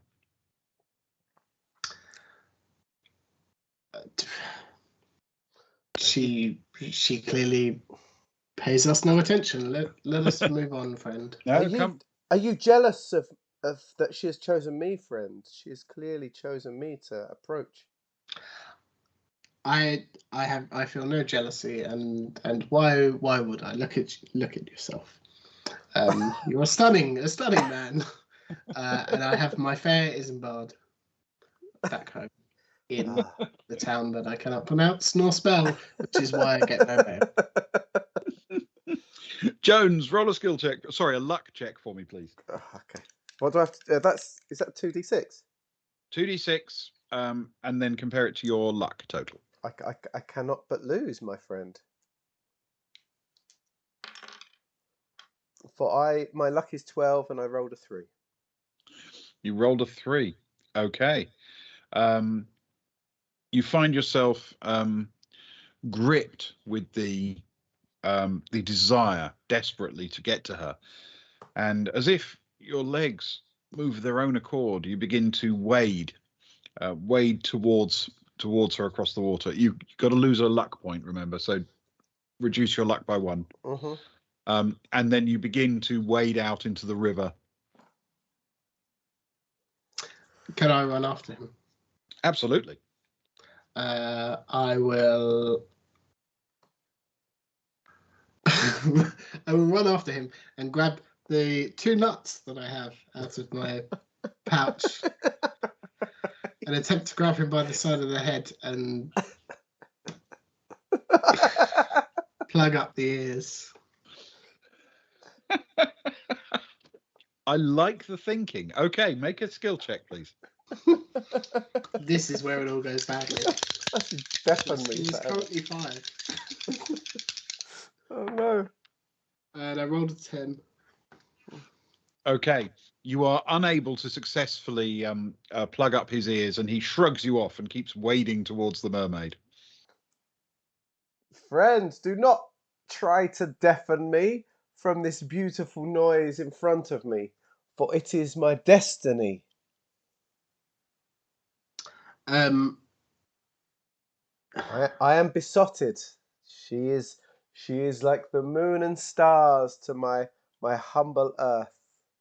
She is like the crumble to my fruits, which hang deep within the recesses of the forest, with the dew dripping upon them, ready to be plucked by There's the so fair many clips maiden. there. Seeing this going the way that it's going, I'll put the nuts back in my pouch quickly and take off the necklace and say, "But friend, surely it would be foolish to go without a gift for such a lady." Whilst backing up back towards the corridor of the doorway. A gift. Okay. A gift Whilst for. holding out the. I'm afraid he pays No attention. Damn it. I need no gift, for my presence to her is all that she and I need. Away with you. He continues to wade. I mean, slowly but consistently towards her. Okay, I'll run after him and I'll try and tackle him and restrain him on the floor. Can we have a contested skill, please, the two of you? Yeah.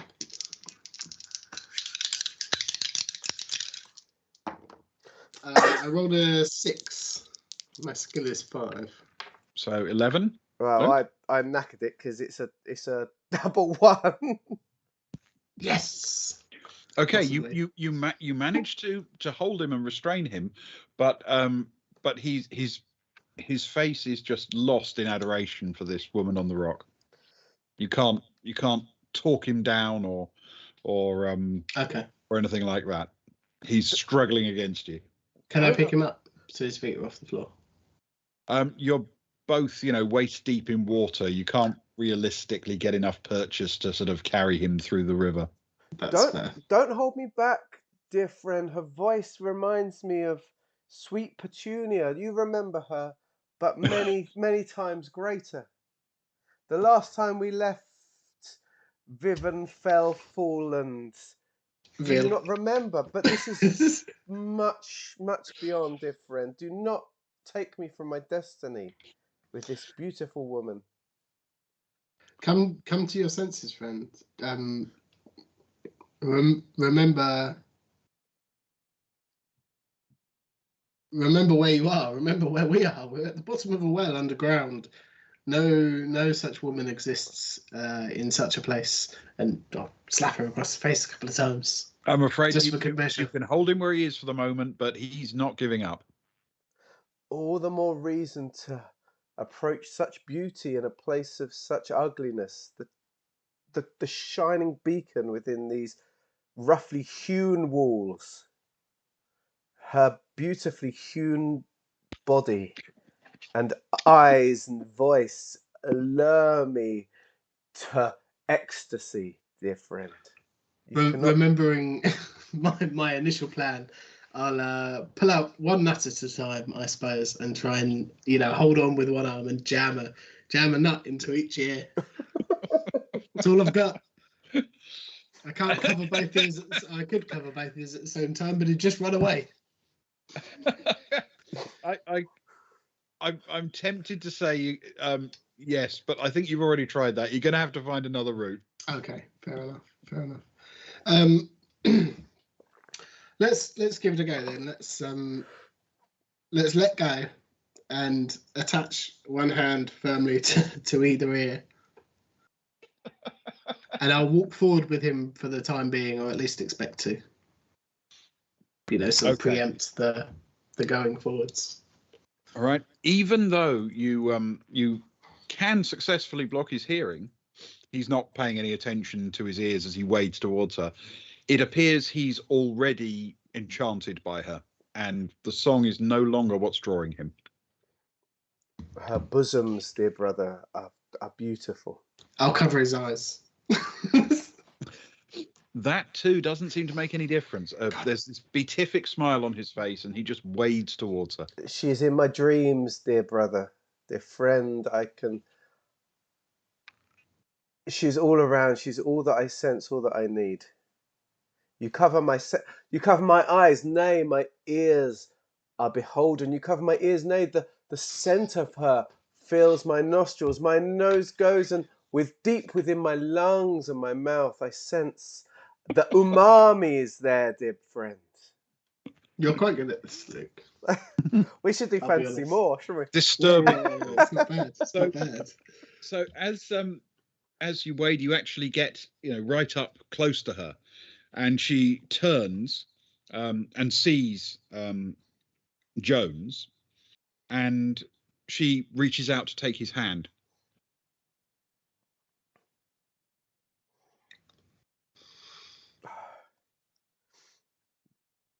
I guess she is beckoning me, dear friend. She is beckoning me to a greater place. And he sort of reaches out his right hand, which is still dripping with the blood from the snake, I guess. Gun, what are you doing? Can Gun try and slap his hand away with the blunt side of his sword? Like back down to his side? Sure, why not? Take a skill check. No, 10. Okay. No, you fail to do that. They grasp hands, and the woman starts to slip forward off the rock and try and take Jones with her into the water. Got anything, Jones? You just go in. I don't Jones. Jones. I believe I am besotted. I believe I have no powers. Do I? He's out of it. If you want to help him, you're going to have to do it. The snake's down there. I will. I will strike out towards the woman's arm with my sword. Okay. Roll an attack. Oh wait, I'll use the ones that have been rolling high. I think that's good. That's a 9. This is where we plus our skill, isn't it? 9. It's actually good enough.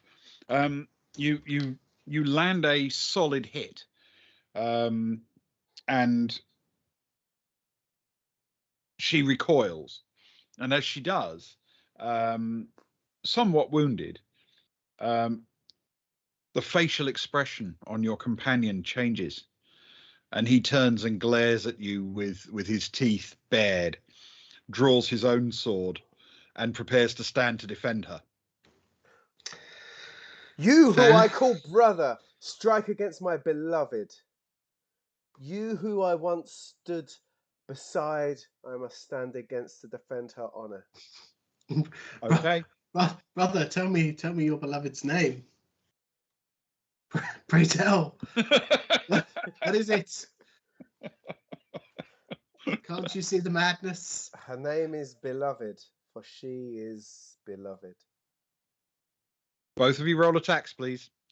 Can I continue to attack the woman? Yes, you can pick your target, and they will both try to attack you effectively. Yeah, wonderful. Ooh, that's 7 on the dice. That's my 5. Yeah, that's very good. What is it? It's my dice roll plus my skill, which is 2d6 plus skill. Yeah. 6. It's down. My skill's still down, isn't it? Yes. Well, I'm beating you with this one, mate. Sorry, 16. That's all right. Okay, then that's -2 to your stamina, please.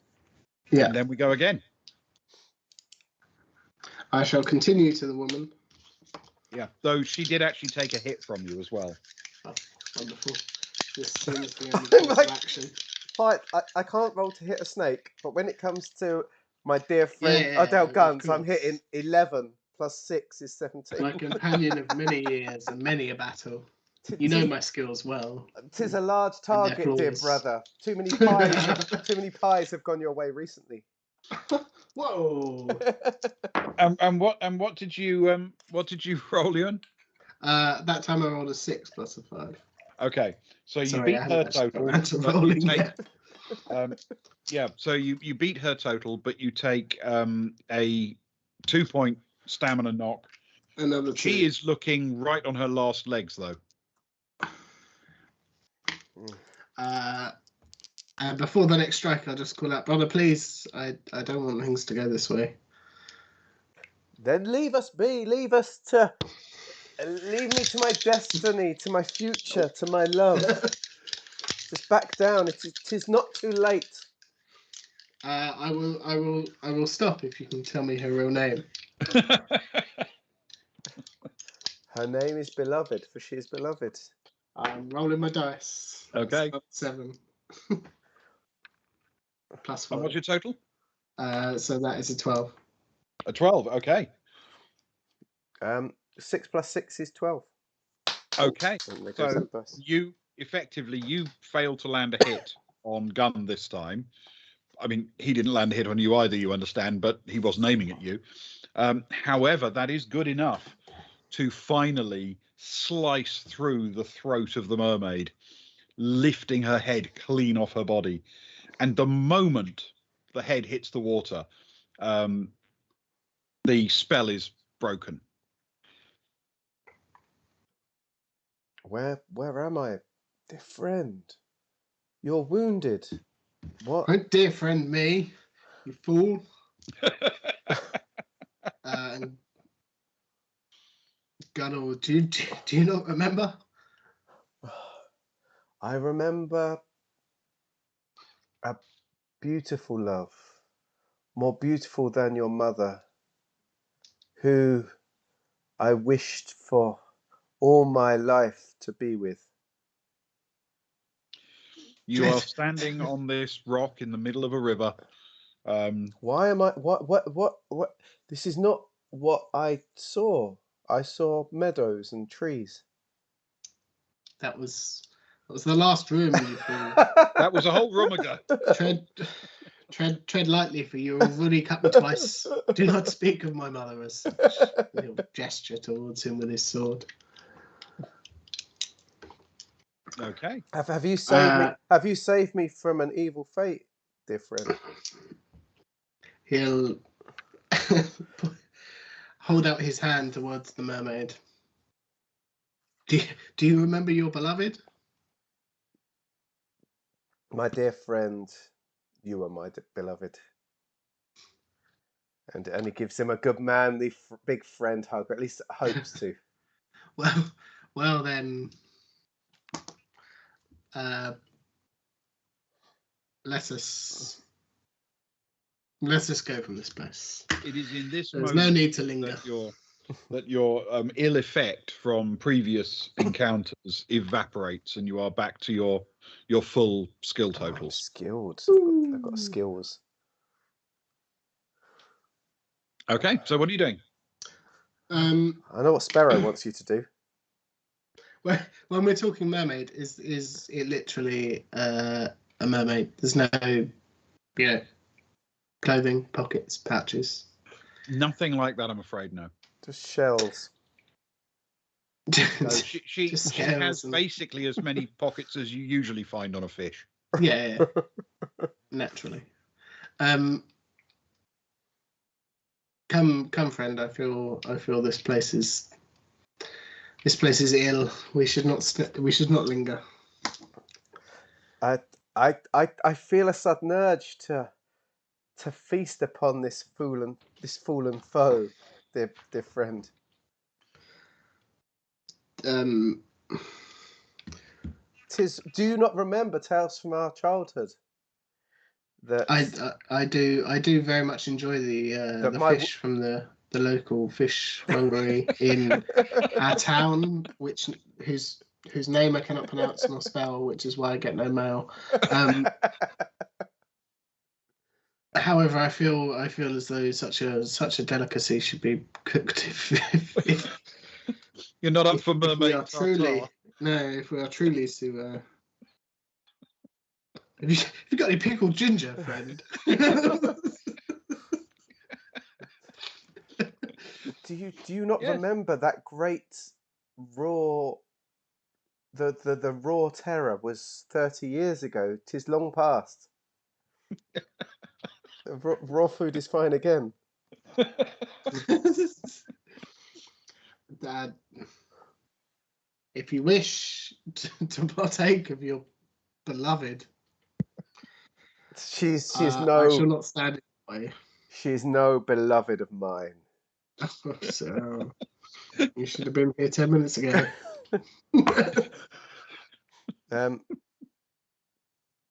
Whimsical Jones reaches down and takes her head. The head has fallen into the water. I'm afraid. It's gone. Sirrah, A sad time. Can he cut off her tail? The whole thing? If I can, sure, why not?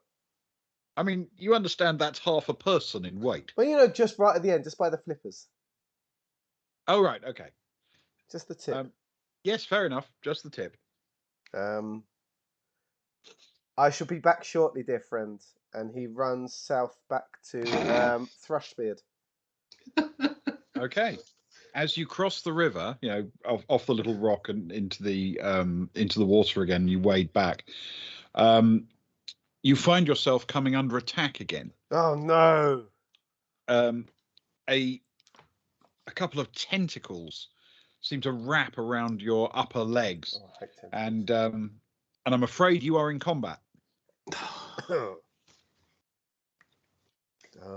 Jones! Verily. Verily. So 2d6, Run please. towards him with his sword. Where is my spear, dear friend?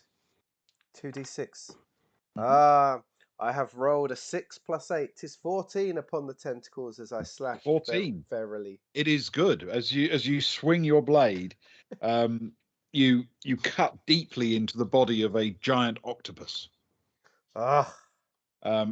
You can see it struggling in the water, and it's trying to wrap more and more tentacles around you and tear at you with them. Gunn, are you jumping in to help or what? Yeah, he'll rush towards, sword drawn. Okay, then off we go. It's another combat round. Is this both of us now? Yes, both of you. Wonderful. Yep. Ooh, and it's rolled a total of, what's that, 11 this time. 8 + 8, 16. I'm good. Okay. That's a 5 + 7 is 12. So Excellent. That's 2 more very solid hits. This octopus is looking, close to gone. So another combat round. Yeah. Oh, that's better. 16. Well, luckily for you, I've just hit my first double 6 of the night. Ooh. For 20.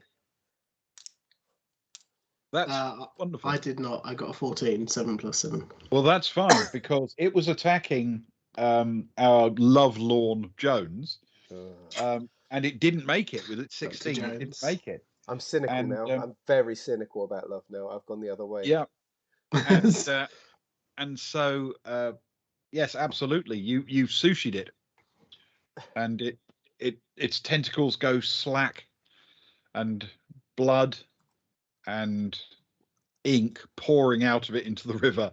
It slowly sinks away and is just swept downstream by the current. Ink, dear brother, for your artistry. We could paint a picture for our dear friend Thrushbeard. We have already given him one picture. I feel as though perhaps we could alter the picture that we've given him, but two would be too much. More than he deserves. Such a man. More than he deserves, quite frankly. He again appears to be a simple man. Indeed. Bear with me. Birds in his beard and nuts in his pouch. Nuts in his pouch. Bear with me a second, dear friend. I'd like to try and run south, please, if that may be okay. Yes, absolutely. All the way to Thrushbeard. Yeah, but I'm just going to poke my head through the door, if that's okay. All right. Rather than going all the way in. Yes, you can see him sitting there with the moment your head pokes through the door, his birds take refuge in his beard again, but he sits there quite happily. My dear friend, have you tried a delicacy of the modern age that they call sushi? I don't believe I have. Is it a kind of nut? No, it is far more fragrant than a nut. Well, tell me more. And Whimsical sort of takes the tail of the mermaid and sort of throws it onto the table. and Well, says, thank you. "'Tis seafood eaten raw, dear friends. Do not feel you have to, but we love to offer you opportunity. Thank you. That is very kind. We are off to see the wizard. We shall see you again soon." Excellent. And then he heads back north again. Okay. Now, much as I would love to continue, it is reaching the point where we're going to have to make a decision because we're not going to get through this in one session, are we? That's okay. One shots become two shots, don't they? Yeah. They do with us. Yeah. So the Too much meandering roleplay. path that we take as we do these things means that this has taken, shall we say, longer than I think it was intended to when they wrote it. But That's what fair. we will do is we will call it a night for now, and we can press on at some point in the future. That sounds good. Yeah, I would very much enjoy revisiting Good. this. It's been Well, I good hope fun. you enjoyed some very, very old school tabletop RPG. I've certainly enjoyed Luke's ye oldie dialect, I'm wasted with sci-fi, aren't I? and it's been a treat. I was trying to understand what you were doing, but now you've said it. Yeah, wasted. That does sound right.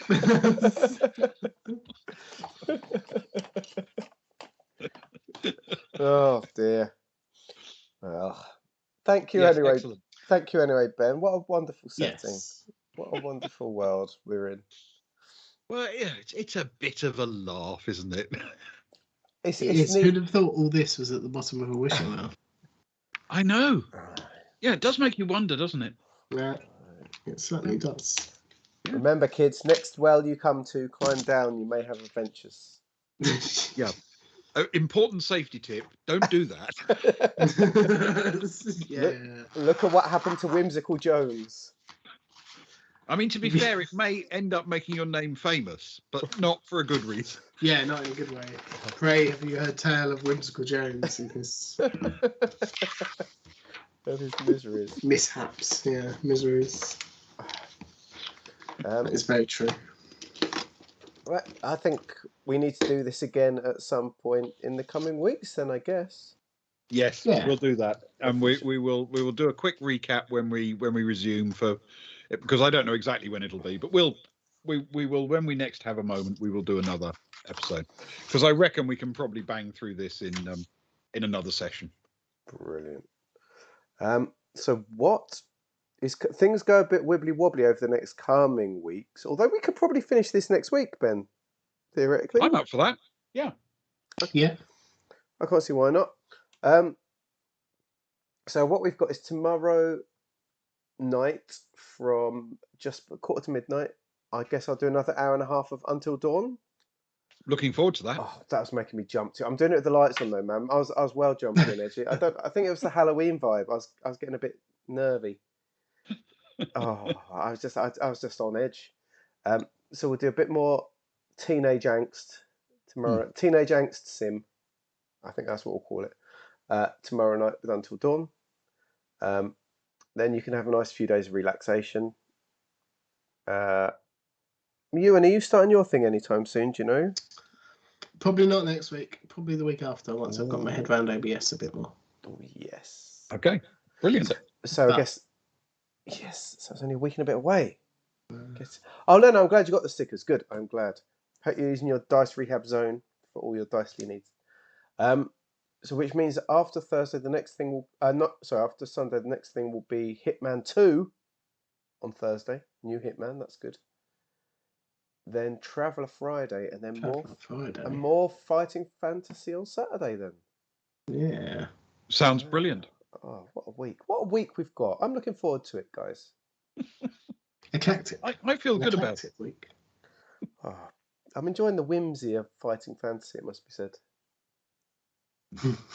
And my dear it's a friend. change of pace, isn't it? Yeah, definitely. It's a nice alternative. It's a nice juxtaposition to our usual sci-fi. I had to catch myself from saying, "I pull out my communicator." I grab my laser pistol and start. I'm stabbing shooting up the place. I'm stabbing the sci-fi guy again just to prove our credentials. There we are. Of course. Yeah, quite right too. All right, too.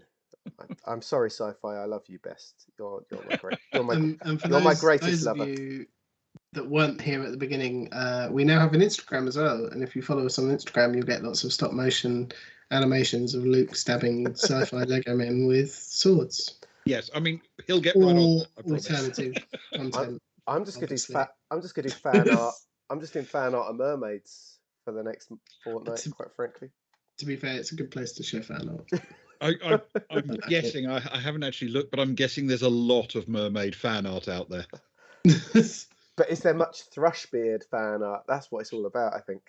I suspect not very much, though. I mean, to be fair, they did provide a picture of him in this book, and that's great. But it's very old-fashioned, sort of. I don't think it would translate very well, sort of scanned in. It's of that era of role-playing game art, and it sort of looks like that. I don't think it's going to be all that successful as a thing. Yeah. We'll see. Which is great. It has its place. I love that kind of art. Well, it's very nice. But... Well, when I've drawn him with big pecs and strong forearms and like a big chin, he'll be okay. Excellent. That's for the Instagram crowd anyway. That's what they like. Clearly the way to go. Yeah. It's good. That's us, isn't it? Is that us? I think that's it. Yep, we'll be back tomorrow, right? For you running around as a teenager. Yes. Living the dream. I remember doing that. A long time ago now. I don't think I was ever as angsty as some of those are in that episode though. I was that nerdy girl, the one that we've just met briefly. I think that's who I'm closest to at the minute. Yeah. No, I've sort of picked my favourite. I think will be the final girl in the story. But to be fair, it may go away. I completely don't expect. That's one of the nice things about these kind of things. I don't know where it's going to end. All I know is that Remy Malek looks well sus. Yes, but then he's Remy Malek. That's his whole vibe. He's looking. sus. He probably looks like a really desperately suspicious individual while ordering a pizza. Yeah, people are like tossing coins so they don't have to be the ones to deliver it to him. Poor lad. Imagine, can't you? Yeah, wonderful, wonderful actor. Yeah, brilliant, isn't he? Creepy looking guy. Yeah, definitely. But okay, so let's tomorrow night until dawn from about 11:45 p.m. UK time. Let's do an hour and a half of that. Let's do some more jump scares and some more edgy stuff and some more teenage angst in the snow. Excellent. Fantastic. Good Thank you. Thank you, everyone. Thanks, Sparrow. Thanks, Ali. Thanks, Leno. Thanks, anyone else that was around for any of it or all of it. You vodders. Thanks. We love it. Thank you. All you new Instagram fanboys and fangirls are no doubt here already. Thank you very much for joining us. Good night, everyone. Good night, guys. A pleasure. Good night.